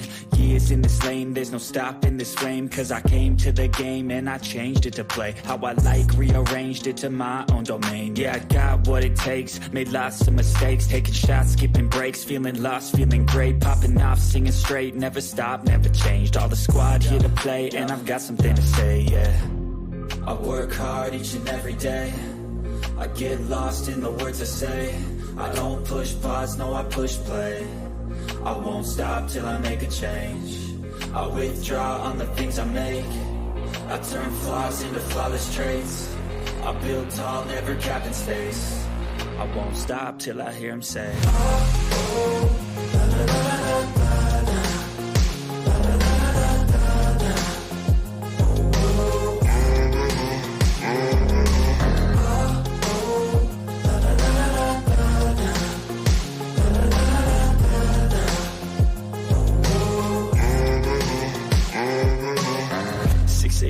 and I'm up again. I got tired eyes, need a cup of blend. That's right, in the AM, that's my only friend. No light, just the sun coming up on the horizon. I lose track of time, yeah, I move fast and climb a new class divine, yeah, true passion shines. And I'm through passing time, I choose stacking dimes. You snooze half the time while I move passing by.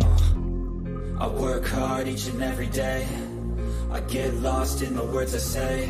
I don't push pause, no I push play. I won't stop till I make a change. I withdraw on the things I make. I turn flaws into flawless traits. I build tall, never capped in space. I won't stop till I hear him say,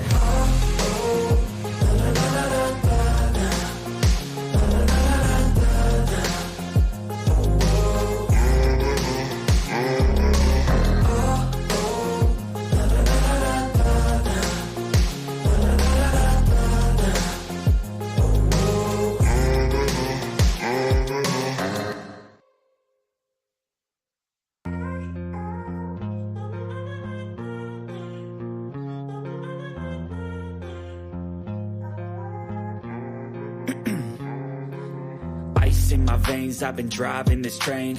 Years in this lane, there's no stopping this flame. Cause I came to the game and I changed it to play how I like, rearranged it to my own domain. Yeah, I got what it takes, made lots of mistakes, taking shots, skipping breaks, feeling lost, feeling great, popping off, singing straight, never stopped, never changed. All the squad here to play, and I've got something to say, yeah. I work hard each and every day, I get lost in the words I say. I don't push pause, no I push play. I won't stop till I make a change. I withdraw on the things I make. I turn flaws into flawless traits. I build tall, never capped in space. I won't stop till I hear him say, oh, la, la, la, la, la.